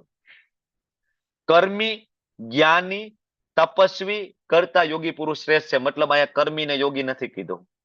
કર્મી એટલે જે સકામ કર્મ કરે, પુણ્ય કરે, દાન કરે, યજ્ઞ કરે, બરાબર, કર્મકાંડ નું પાલન કરે, ખૂબ દાન કરે, બરાબર, વૃદ્ધાશ્રમમાં આપે, અનાથાશ્રમમાં આપે, કૂતરાઓને રોટલી નાખે, ધાબળા ઉડાડે ગરીબોને, આ કર્મી લોકો કહેવાય. તો કર્મીને યોગી નથી કીધું. જ્ઞાની એટલે કોણ? જે વેદો વાંચે, જેને શ્લોકો આવડે છે, ઉપનિષદોના શ્લોકો આવડે છે, ખૂબ જ્ઞાની છે, પ્રકાંડ જ્ઞાની છે, તો આવા જ્ઞાનીને પણ યોગી નથી કીધું. યોગી પુરુષ તપસ્વી. તો તપસ્વી એક પગે કોઈ હિમાલયમાં જઈને ઉભો રહી જાય ને, બરાબર, 10 વર્ષ, 20 વર્ષ, 15 વર્ષ, ભગવાને એને પણ યોગી નથી કીધો. ભગવાન એમ કીધું કે યોગી આ બધાથી શ્રેષ્ઠ છે. મતલબ આ બધા યોગી નથી. તપસ્વી એ યોગી નથી, જ્ઞાની એ યોગી નથી, કર્મી એ યોગી નથી, સકામ કર્મી એ યોગી નથી, નિષ્કામ કર્મી યોગી નથી, વેદાંતી એ યોગી નથી, અષ્ટાંગ યોગી, ધ્યાન યોગી આ યોગી નથી. કારણ કે યોગી પુરુષ આ બધા કરતા શ્રેષ્ઠ છે. તો અહીંયા કોની વાત કરે છે? કોની, કયા યોગીની વાત કરે છે? ભક્તિ યોગીની. ભક્તિ યોગી. કારણ કે બીજા બધા જે યોગ છે, પગથિયા છે, કર્મ યોગ, જ્ઞાન યોગ, અષ્ટાંગ યોગ, ધ્યાન યોગ, હઠ યોગ, આ બધા પગથિયા છે. અલ્ટિમેટ જે યોગ છે ભક્તિ યોગ છે. એટલે ભગવાનના શુદ્ધ ભક્ત શ્રીલ પ્રભુપાદજી આપણને સીધી લિફ્ટ આપી કે તમે આ બીજા પગથિયા ચડવાનું રહેવા દો, સીધા ભક્તિ યોગ ઉપર આવી જાઓ, પગથિયા નહીં, લિફ્ટ. બરાબર. અને એ વસ્તુ ભગવાન છેલ્લે કન્ક્લુઝન આપે છે. શું કહે છે? ખૂબ મહત્વનો શ્લોક છે. બરાબર. આગળના 6 અધ્યાય નો નિષ્કર્ષ. કોઈ એમ કે ભગવદ્ ગીતામાં કર્મયોગ આપ્યો છે, કોઈ એમ કે ભગવદ્ ગીતામાં સાંખ્ય યોગ આપ્યો છે, કોઈ એમ કે ભગવદ્ ગીતામાં જ્ઞાન યોગ, હઠ યોગ, ધ્યાન યોગ, અષ્ટાંગ યોગ આપ્યો છે. બરાબર. એને યોગી કીધા છે, એને શ્રેષ્ઠ કીધા છે. ત્યારે ભગવાન કહે છે યોગીનામ અપી સર્વેશામ, બધા પ્રકારના યોગીઓમાંથી, સર્વેશામ એટલે બધી પ્રકારના, યોગીનામ અપી બધી પ્રકારના યોગીઓમાંથી, મદ ગતેન અંતરાત્માના, જેના અંતર આત્મામાં મત એટલે કે મત ગતેન એટલે કે મારું ચિંતન થાય છે. કોનું ચિંતન થાય છે? અંતઃકરણમાં કૃષ્ણનું ચિંતન. અહીં કોણ શ્લોક બોલે છે? કૃષ્ણ. અહીં કૃષ્ણ એવું નથી કહેતા કાલનું ચિંતન થાય, પરમાત્માનું ચિંતન થાય, ફલાણાનું આનું ચિંતન. ના, મારું ચિંતન થાય છે. મત ગત્યન અંતરાત્મના, શ્રદ્ધાવાન. કેવું ચિંતન થવું જોઈએ? શ્રદ્ધાપૂર્વક. અને સાથે સાથે શું કરતો હોવો જોઈએ? ભજતે. શ્રદ્ધાવાન ભજતે યો મામ. કોની ભક્તિ કરવાની? ભજતે એટલે શું? ભજતે એટલે યોગ કરવો, ભજતે એટલે જ્ઞાન માર્ગ ઉપર જવું, ભજતે એટલે તપશ્ચર્યા કરવી, ભજતે એટલે દાન કરવું. ભજતેનો મતલબ શું છે? સિમ્પલ ગુજરાતી ભાષા જેવો શબ્દ છે ને. ભજતે ભજન કરવું, ભક્તિ કરવી. જે નરસિંહ મહેતાએ કરી છે, જે મીરાબાઈએ કરી છે, જે સંત તુકારામ, શીલ પ્રભુપાદજી, આચાર્ય પરંપરાએ જે કરી છે, એ ભજતે. તો ભજતે યો મામ. બરાબર. મારી જે ભક્તિ કરે છે. સમે યુક્ત તમો મત. આ સૌથી શ્રેષ્ઠ અલ્ટિમેટ આને યોગી કીધા છે. તો આ બાજુમાં જે ફોટો બેઠો છે ને, ફોટામાં જે બેઠા છે ને, આ યોગી છે. આ યોગી છે. અહીંયા હઠ યોગી, અષ્ટાંગ યોગી અને આ યોગી છે. તો આને બીજું જ્ઞાન નહોતું?